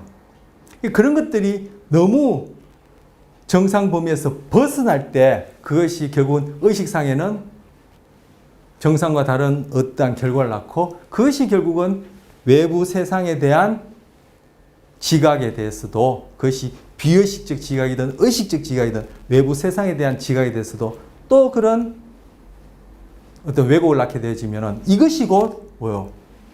정신질환이다. 이렇게 얘기할 수 있다는 거. 자, 어쨌든 요 뒤에는 신체 표상과 관련해서 가소성을 보겠습니다. 시각과 관련해서 얘기했던 시그니피컨스, 제가 제 나름대로 중요하다고 여러분에게 여러 번 강조하는 그런 부분들이 여기서도 공히 찾아볼 수 있어요. 자, 다음 슬라이드 보시면. 자, 요거 뇌를 위에서 보여준 거예요. 위에서 보면은 요게 이마고 여기 뒤통수예요. 그리고 요 중간이 딱 나눠져 있죠. 요것도 주름이 아니에요. 두 개 방구에 접혀진 거예요. 우방구, 좌방구. 구가 뭐예요? 공이죠. 반이 반구죠. 오른쪽에 있으면 우방구, 왼쪽에 있으면 좌방구. 이게 이렇게 접혀져 있어. 물론 이렇게 벌리면 안쪽에는 한 덩어리로 연결되어 있어. 뭐 뇌량에 의해서. 뇌량 뇌절법 기억나세요? 뇌량 뇌절법 메모해 두신 분은 한번 찾아보세요. 자, 뇌량 뇌절법 얘기는 하지 않고 이 두 개 접혀져 있게 주름은 아니에요. 그냥 이렇게 벌리면 안쪽에 이제 한 덩어리로 연결된 부분이 있는데, 자, 그걸 보여주는 거예요. 그리고 요거 뭐라 했죠? 뇌에 빨간색, 파란색 있는 건 없다는 것은 더 이상 말씀 안 드려도 되죠. 우리 구별하기 좋도록 되어 있는 것인데, 소위 이런 해부학적 그림에서는, 특히 신경계과 관련된 해부학 그림에서는 빨간색은 운동을 의미하고 파란색 계통은 감각을 의미해요. 그래서 지금 이것이 바로 뭐 중심구 또는 중심고랑이에요. 이렇게 쓰면 또 중심고구랑 이렇게 또 얘기하실라. 중심구, 중심고랑이에요. 그 기준으로 이 앞쪽은 전두엽, 요건 지금 후두엽이에요. 여기는 척두엽. 죄송해요. 여기는 척두엽은 안 보이죠. 요게 요만큼이 두정엽, 이게 후두엽이에요. 제가 아까 이거 후두엽이라고 그랬죠. 잘못 말씀드렸고, 이게 전두엽, 두정엽, 후두엽 여기에요. 그 여기에 이제 1차 시각 표질이 있다는 거 우리 앞선 시간에 말씀드렸고, 지금 바로 중심구랑 뒤쪽 이렇게 파랗게 표현한 부분이 바로 뭐 신체 표상 중에 신체 감각을 표상하는 거예요. 그리고 빨갛게 표현한 부분이 신체 표상 중에 신체 운동을 표상하는 부분이에요. 그래서 이 부위의 세포가, 제가 이 손 부위를 이렇게 건드리면, 그죠? 이 부분에 대한 감각이 어떻게 경험하죠? 여기서 경험하는 게 아니에요. 이 손등이 경험하는 게 아니에요. 결국 여기에서 일어나는 물리적 자극이 쭉 가서 결국 어디? 바로 손에 해당하는 이 신체 표상 부위의 세포가 활동하면은, 전기신호 일으키고 화학신호 일으키고 활동하면은 그것이 의식적으로 지각될 때 나는 여기에서 무슨 일이 일어났다라고 지각하게 되는 거예요. 우리는 자꾸 뭐 여기에 뭐 꼬집거나 가렵거나 뜨거우면 여기에서 일어났다 생각하지만 여기에서 일어난 게 아니죠. 바로 이 신체에 대한 감각을 표상하는 내부에서 일어난 일이죠. 그런데 우리는 여기서 일어났다는 거예요. 이것이 바로 우리가 의식적 지각이, 즉 의식이 갖고 있는 인식의 착각이고 한계인 거예요. 자, 어쨌든 그리고 만약에 제가 이 부분을 움직인다 하면은 이 손에 대해 해당하는 신체 운동을 표상하는 이 전두엽에 해당하는 중심 앞이랑 중심 전회 부분이 활성화하면은 거기 있는 세포가 전기 신호와 또는 시냅스를 통해 화학신호를 전달하게 되면 제가 손을 움직이게 되는 거예요. 자, 이 그림에서는 지금 뭘 보여주냐면은 중심 뒤이랑 중심 후회를 이 방향으로 자른 거예요. 즉 이렇게 자른 거예요. 이렇게 잘라서 방향을 잘라서 그 단면을 보면은 이게 지금 중심 후이랑 중심 후에 해당하는 단면인 거죠. 그럼 여기 지금 두정엽에 해당하는 부분이고 여기 척두엽이에요. 이 그림 이해하시겠어요? 이거는 위에서 보여준 것이고 이 점선 방향으로 자른다는 얘기는 이렇게 자른다는 거예요. 이렇게 잘랐다는 거예요. 이렇게 자르면은 지금 중심 뒤이랑 중심 후의 단면을 이렇게 보면은 요거는 이제 이쪽 측면 이면에서 보여주는 거죠. 보여주면은 이건 척두엽이 될 테고 이게 지금 두정엽의 요 부분 중심 후회 중심 뒤이랑이 될 텐데 그 대뇌 피질에 있는 이 세포들이 여기 그림에서 보여주는 이 몸 각각의 부분에 대한 감각을 담당한다는 거예요. 그래서 여기 손가락을 이렇게 건드리면은 그 손이라고 쓰여있는 손가락 중에서 엄지손가락에 해당하는 이 부분의 세포들이 제가 지금 요 경우에 비유하자면은 자, 이게 이마 쪽이고 뒤통수 쪽이니까 이 방향에 있었어. 근데 지금 왼쪽 뇌의 중심 뒤이랑을 잘라서 보여주고는 거예요. 그러면은 여기에서 손가락에 해당하는 요 대뇌 피질, 요 세포가 활동하려면은 어떻게? 오른손의 손가락을 건드려야 돼요. 우리 신체와 뇌는 좌우가 서로 대칭이에요. 즉, 제 오른쪽 몸 부위의 운동과 감각은 왼쪽 뇌가 담당하고, 즉 왼쪽 몸 부위 반 잘랐을 때 이 얼굴부터 시작해서 이 왼쪽 몸 부위의 감각과 운동은 오른쪽 뇌와 연결되어 있어요. 그렇기 때문에 이 그림처럼 보자면은 지금 어느 부분을 잘랐죠? 왼쪽 뇌의 신체 감각을 표상하는 중심 뒤이랑 중심 후회를 단면을 잘랐어요. 그 중에 만약에 예를 들어서 손가락 부분에 감각을 담당하는 뇌세포를 활동하게 하려면은 대칭되어지는, 그죠? 왼쪽, 오른쪽이 대응되어지는 지금 오른손 부위를 건드려야 돼요. 그래서 제가 지금 이 오른손을 뭐 분필로 건드리든 뭐 제 손으로 건드리든 꼬집든지 가르피든지 누르든지 하면은 바로 그 신호가 쭉 가서 왼쪽 뇌로 건너가서 바로 신체의 감각을 표상하는 부위 중에 이 손가락 부위를 담당하는 세포들이 막 활동 전이를 일으키고 주변에 있는 세포들과 신경전달 물질을 주고받는 이런 현상이 일어나는 거예요. 그래서 지금 각 부위의 감각들을 쭉 조사해 보니까 이런 식으로 나열되어 있어. 이 안쪽은 여기가 돼 있죠. 요 안 속 들어가는 부분, 그죠? 여기 지금 요쪽 뇌는 또 요쪽 뇌 요렇게 뇌가 있을 테고, 여기 척두엽이 있을 테고, 그 안쪽부터 시작해서 요렇게 가는데, 이 안쪽에는 생식기예요. 외생식기. 그다음 이제 발가락, 발, 다리, 엉덩이, 몸통, 그다음 이제 가슴 부위, 그다음 이제 머리 부위예요. 얼굴 부위가 머리, 어깨, 팔 해서는 손인데 지금 손가락 첫째, 둘째, 셋째, 넷째 손가락 각각. 그리고 여기에 뭐 얼굴 부위예요. 그리고 이, 혀, 그다음 이제 목구멍 해서 이하는 내부 장기까지 쭉 그 신체에 대한 감각 정보를 담당하는 세포들이 이런 식으로 organize 분포되어 있어요. 구성되어 있어요. organize 되어 있어요. 근데 이 그림을 보면은 그죠? 얼굴이 여기 있지 않고 뚝 떨어져 있죠. 이거는 머리 부분의 감각이고 요 얼굴 부분만큼은 또 따로 떨어져 있어. 그리고 이는 입속에 있지 않고 또 따로 떨어져 있고 혀는 입속에 있지 않고 혀는 또 따로 떨어져 있고 이렇게 구성되어 있어요. 우리 실제 몸의 상대적인 위치하고 다르죠. 그리고 크기도 달라요. 크기도 보면은 이 손만 하더라도 이 등의 감각을 차지하는 면적보다 더 커요. 그 얘기는 뭐예요? 이 손가락 등에 지금 뭐 10분 한 5분의 1이나 될까요? 하여튼 등이 훨씬 넓은데도 이 손가락의 감각을 처리하는 세포가 이 대뇌피질, 즉 중심 후이랑, 즉 신체 감각을 표상하는 데는 더 많은 세포들이 있다는 얘기예요. 그 얘기는 뭐예요? 여기 감각이 그만큼 정교하다는 얘기예요. 그것처럼 지금 여기서도 보면은 얼굴 부분의 감각이 그만큼 넓은 부위를 차지한다는 것은 그만큼 정교하다는 얘기예요. 이해하셨습니까? 자, 이 경우는 뭐예요? 이 경우는 중심 전이랑, 그죠? 중심 앞, 중심 전회, 중심 전이랑을 마찬가지로 그 단면을 보면은 이 부분은 뭐라 그랬죠? 중심 전회, 즉 전두엽에 해당하는 중심 전회, 중심 앞이랑은 신체 운동을 표상한다 했어. 그러면은 그 표상되어지는 부분을 그려보니까 여기도 마찬가지로 발부터 시작해서 쭉 있어요. 이 경우는 외생식기는 운동과 관련된 신체 표상이 안 돼요. 왜 그런지는 추측이 가죠?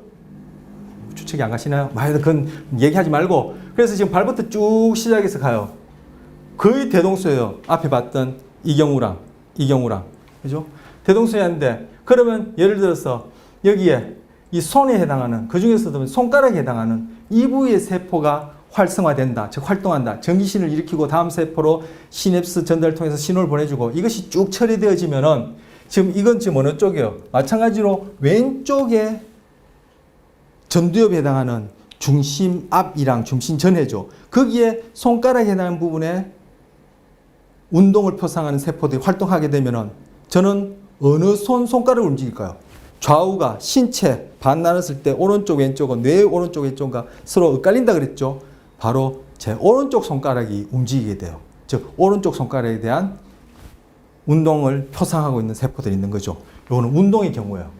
앞에는 감각의 경우고.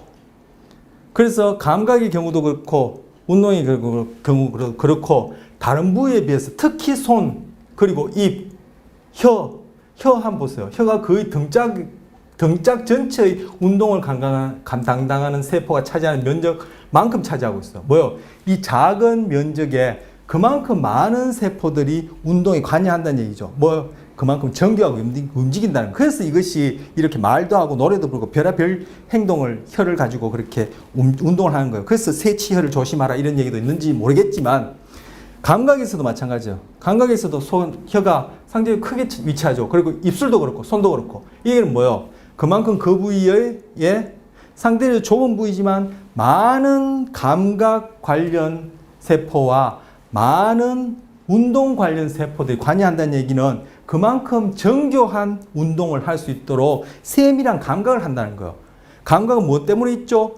운동을 조절하기 위해 있는 거예요. 그래서 우리가 생존하는 데 있어서 이 입, 혀, 손가락, 그 중에서 특히 이 엄지손가락이 굉장히 중요한 기능을 하기 때문에 이것을 정교하게 움직이기 위해서는 이 손이 정교하게, 이 혀가 정교한 감각을 지녀야 된다는 거예요.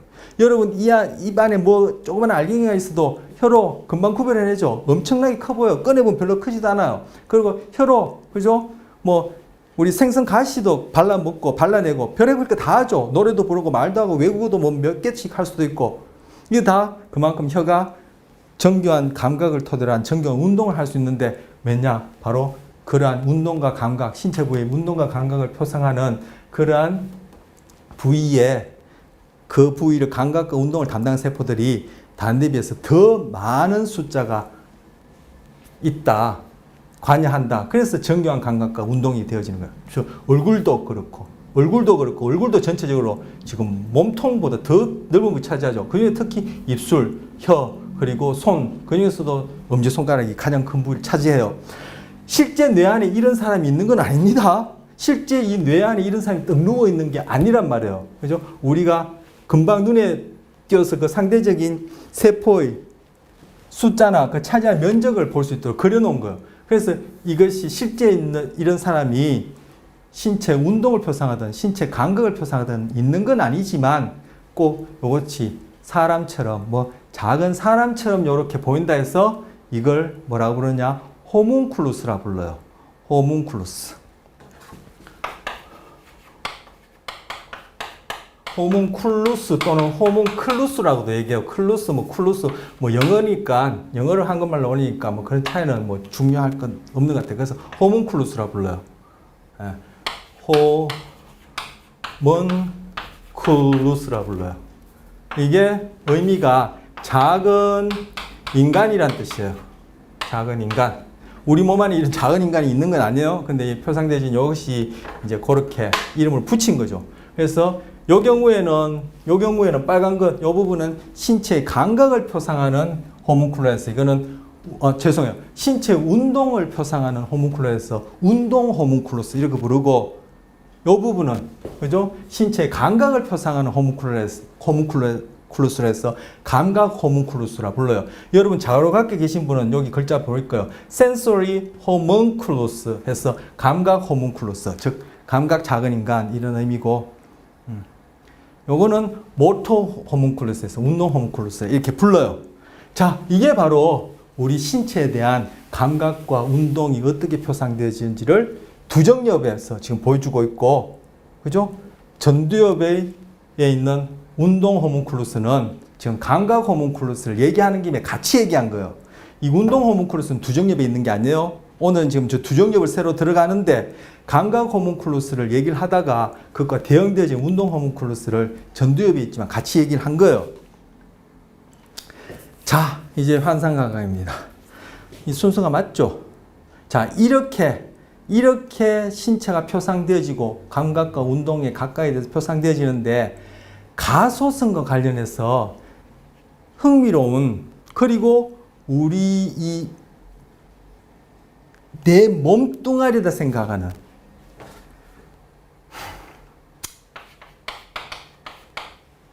자,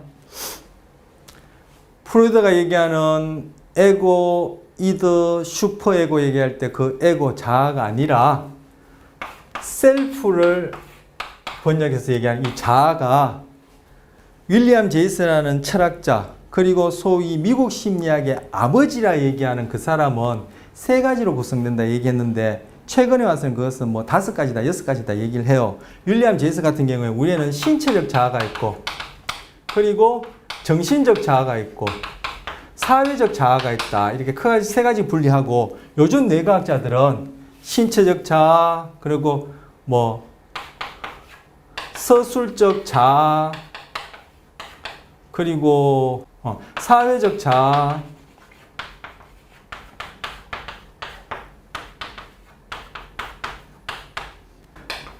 정서적 자아, 내러티브, 소셜, 이모셔널, 바딜리. 이외에 또 하나 더 있는가 없는가 제가 기억이 안 나는데 이렇게 또 여러 가지로 나누기로 해요. 한 5가지로 나누기로 하고 더 많이 나누기도 하고 아마 더 많은 자아로 세분할 수 있다고 얘기를 하는데, 신체적, bodily, 서술적, narrative, 사회적, social, bodily self, narrative self, social self, emotional self. 뭐 하나가 더 있는 것 같아요. 제 기억이 안 나네요. 어쨌든 그렇게 나누는데 바로 지금 이제까지 말씀드린 신체 표상과 관련해서 지금 말씀드린 이 내용은 우리 자아를 구성하는 중에 바로 이 신체적 자아, 이게 내 몸뚱아리라고 생각하지만 정말 실체가 뭐냐, 신체적 자아라는 것이 과연 무엇이냐를 볼 수 있는 예예요. 이 내용을 보시면 내 거라 생각하는 이 몸도 내게 아니구나. 달리 얘기하면 내 거라고 의식적으로 지각하는 이 몸이 하나의 착각이구나 라는 것을 볼 수 있는 예예요. 자, 의식적인 지각이 가져다 주는 것이 착각이다, 왜곡이다, 편견이다는 시각 얘기할 때부터 계속 채워넣기 얘기하면서부터 계속 얘기했죠. 여기에서도 그대로 또 적용되어져서 얘기할 수 있는 거예요. 자, 결국 나의 존재, 나의 마음을 뇌를 통해서 보는 그 큰 맥락 속에서 지금 신체 표상과 관련해서 얘기를 하는 겁니다. 자, 환상감각. 이게 뭐냐면은 팔다리가 잘려지고 난 다음에 그것이 사고든 아니면 어떠한 이유로 인해서 급성적으로 일어난 외과적 수술이든 내 팔다리가 없어졌음에도 불구하고 그 팔이 있는 것처럼 느끼는 거예요. 그리고 그 팔이 없는데 가렵기도 하고 없는 그 팔이 아프기도 해요. 즉 환상감각. 팬텀 이게 유령이란 뜻이죠. 근데 여기 번역을 환상감각으로 했어요. 그래서 팬텀 센세이션이라는데 이것이 바로 앞에서 본 신체 표상, 그 중에서도 신체 감각 표상에서 일어나는 가소성으로 인한, 가소성 때문에 일어나는 현상이에요.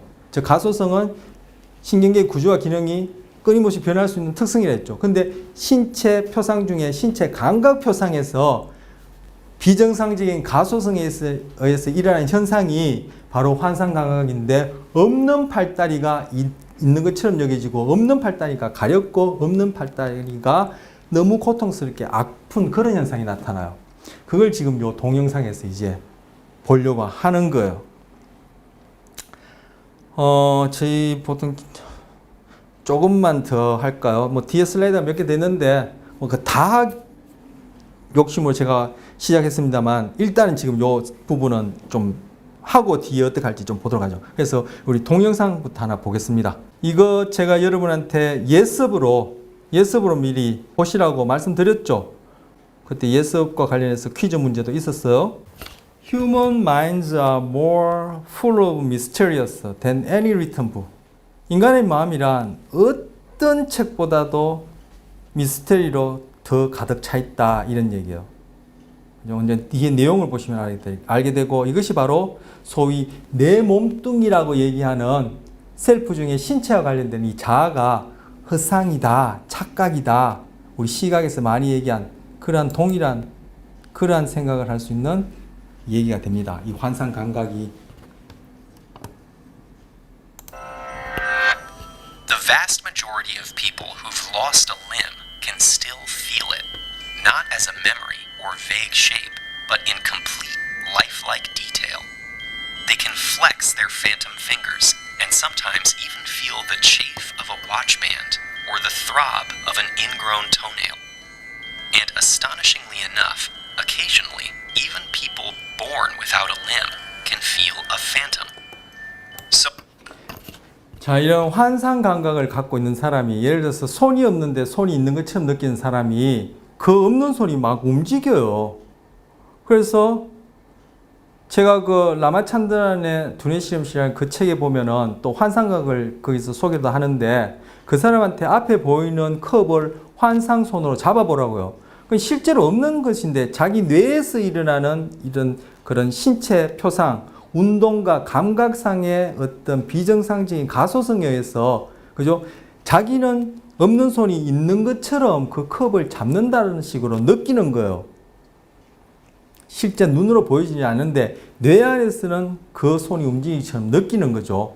이게 바로 그죠. 뇌가 가져다주는 의식적 기억이 그만큼 실제와 다르다는 얘기를 또 볼 수 있는 거예요. 우리 크기 대조 착시에서 그렇게 또 그죠. 착각을 본 것처럼. 어쨌든 그렇게 컵을 잡을 때 이 라마찬드레 박사가 잡습니까? 해서 예, 잡습니다 할 때 컵을 확 뺏어버려요. 근데 그 컵이 뭐 컵이라서 이 손가락이 들어가는 컵인데 확 뺏어버리니까 어떻게 돼요? 손가락이 꺾이겠죠? 실제 손가락이 꺾이나요? 아니요. 환상손이라고 없는 데 있는 것처럼 여기죠. 뇌 안에서 그렇게 있다라고 의식적으로 지각되어지는 그 손이 꺾이는데 이 사람이 이래요. 아프다 그래요. 뭐요? 실제로 고통스러워요. 본인이 경험하기에는 의식적 지각되어지는 기로는 고통스러워요. 근데 그 뭐요? 없는 손이 어떻게 아파요? 없는 손이 어떻게 꺾여요? 그런데 뇌 안에서는 신체적 감각 표상 부분에 비정상적인 가소성으로 인해서 그 손이 꺾이는 것처럼 여겨져서 아파요. 자, 뭐요? 거꾸로 얘기해서 이 손이 있다라고 감각하지만 그럼 이 손이 정말 있느냐? 이러한 역설적인 어떻게 보면 엉뚱한 그런 질문을 해볼 수 있고 그렇다면 이 몸이 정말 신체적 자아로서 이것이 그죠? 온전한 것이냐 아니면 우리가 시각을 통해서 봤던 여러 가지 착시처럼 그러한 착각이냐 이런 얘기를 할 수 있고 이 사람이 그때 여기는 그 고통이라는 것이 진짜 고통이에요. 우리가 보기에는 가짜 고통이죠. 그렇다면 우리가 살면서 겪는 실제 신체적인 고통뿐만 아니라 심리적인 고통 그것 또한 뭐요? 착각이라는 거예요. 그래서 불교에서 얘기하는 그 고라는 것이 다 꿈과 같은 것이요. 착각인 거죠. 한 번 깨달으면 그것은 고통일 수 없는 거예요. 뇌가 그런 식으로 반응한다면, 즉 가소성에서 그렇게 바뀐다면은 다른 대부분의 사람이 아파하는 것도 바뀐 그 사람은 아파하지 않을 수 있는 거예요. 그리고 여기 보면은 아예 태어날 때부터 팔다리가 없는 사람들이 있어. 근데 그 사람들도 태어날 때, 그 사람들도 아까 본 신체에 대한 운동 표상이든 신체에 대한 감각 표상이든 즉 운동 호문클루스든 감각 호문클루스든 그 표상이 있는 거예요. 뭐요? 내가 내추럴하게 신체에 대한 운동과 감각 표상을 그렇게 구성하고 있기 때문에 그 사람들도 환상 감각을 느끼고 금방 말씀드린 그런 환상통 없는 손이 움직이는 그러한 경험을 한다는 얘기예요. 자, 구성 예측 여기서 또 나왔어요. 뭐요? 그 뇌 안에 처음에 태어날 때부터 팔다리가 없게 태어났는데도 바로 뇌 안에 내추럴하게 신체 감각 표상과 운동 표상이 구성되어 있어서 환상 감각이라는 그러한 경험을 낳는 예측을 하게 된다는 거. 그 얘기를 지금 하는 거예요. What causes phantom limb sensations? The accuracy of these apparitions suggests that we have a map of the body in our brains. And the fact that it's possible for someone who's never had a limb to feel one implies we are born with at least the beginnings of this map. But one thing sets the phantoms that appear after amputation apart from their flesh and blood predecessors. The vast majority of them are painful. To fully understand phantom limbs and phantom pain, we have to consider the entire pathway from limb to brain. Our limbs are full of sensory neurons responsible for everything from the textures we feel with our fingertips to our understanding of where our bodies are in space. Neural pathways carry this sensory input through the spinal cord and up to the brain. Since so much of this path lies outside the limb itself, most of it remains behind after an amputation. But the loss of a limb alters the way signals travel at every step of the pathway.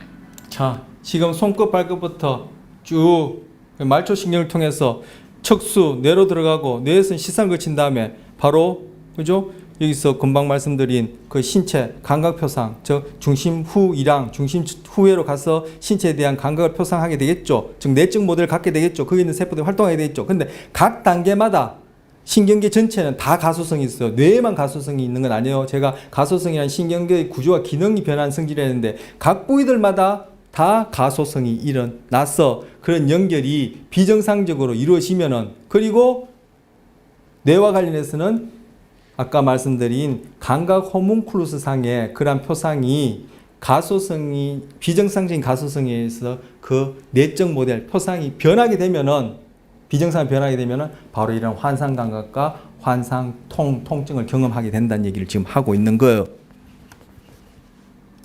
At the site of an amputation, severed nerve endings can thicken and become more sensitive, transmitting distress signals even in response to mild pressure. Under normal circumstances, these signals would be curtailed in the dorsal horn of the spinal cord. For reasons we don't fully understand, after an amputation, there is a loss of this inhibitory control in the dorsal horn, and signals can intensify.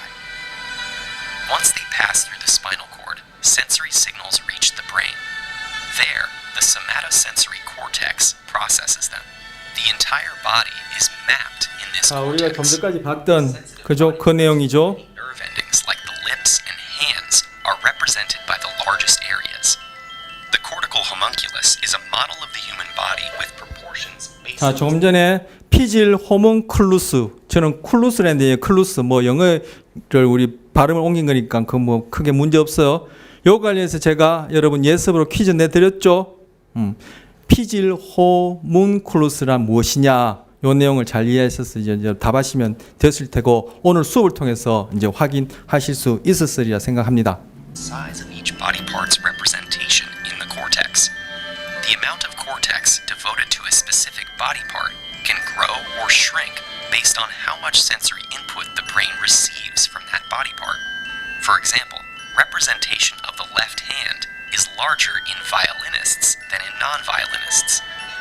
The brain also increases cortical representation when a body part is injured. 자, 조금 전에 바이올리니스트 같은 경우에 그죠? 손가락을 많이 쓰게 되면은 바로 그 손가락에 해당하는 신체 감각 표상, 즉 감각 호문클루스 상에 그 손가락의 감각 그리고 그 등달아 운동을 담당하는 세포들의 수가 더 많아져요. 주변에 있는 세포들과 더 연결을 많이 하게 해서 그전에는 손가락의 감각과 운동에 관여하지 않았던 세포인데 이제는 손가락을 많이 쓰니까 감각과 운동이 정교해지는 것과 함께 이 바이올린 연주를 더 잘하게 되는 것과 함께 그러한 호문클루스, 운동 호문클루스, 감각 호문클루스 상에 손가락에 해당하는 그러한 감각과 운동을 담당하는 세포들이 더 많아지기도 해요. 이것도 신체 표상에 대한 것이 역동적으로 경험에 의해서 변화된 현상을 보여주는 거예요.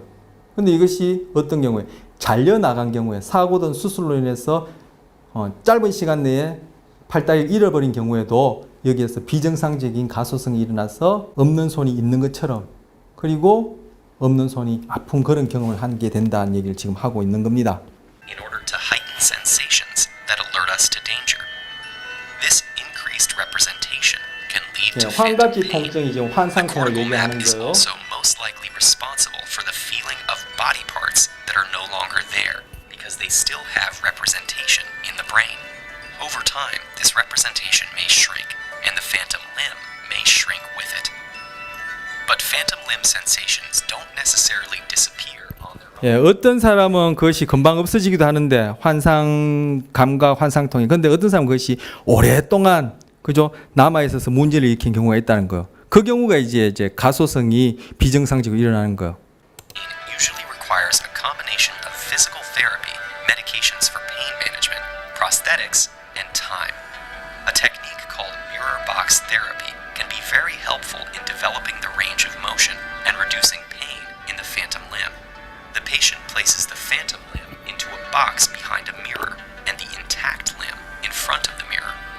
This 지금 이거에서 약물도 쓰고 의족을 써서도 이렇게 환상과 환상통을 줄이거나 치료할 수 있지만 여기에 거울을 이용해 가지고 단순한 집에 있는 거울을 이용해 가지고 착각을 일으켰어. 우리가 앞에서 봤던 시각과 관련된 착각과 바로 운동 감각에서 일어나는 이러한 것들을 통한 착각을 일으켜서 바로 환상통을 제거하는 그런 치료법을 뒤에 가서 소개할 거예요. 이게 라마찬드라는 박사 아까 책 소개할 때 그분이 이걸 발견해낸 거예요. 그전에는 엄청난 돈을 들여서 수술을 하고 별의별 짓을 다 했는데 다 효과가 없었는데 바로 집에 있는 거울 하나를 가지고 우리 뇌가 그죠?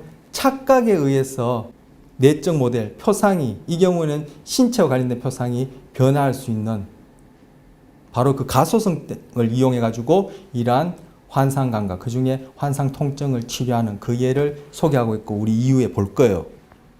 Tricks the brain into seeing the phantom rather than just feeling it.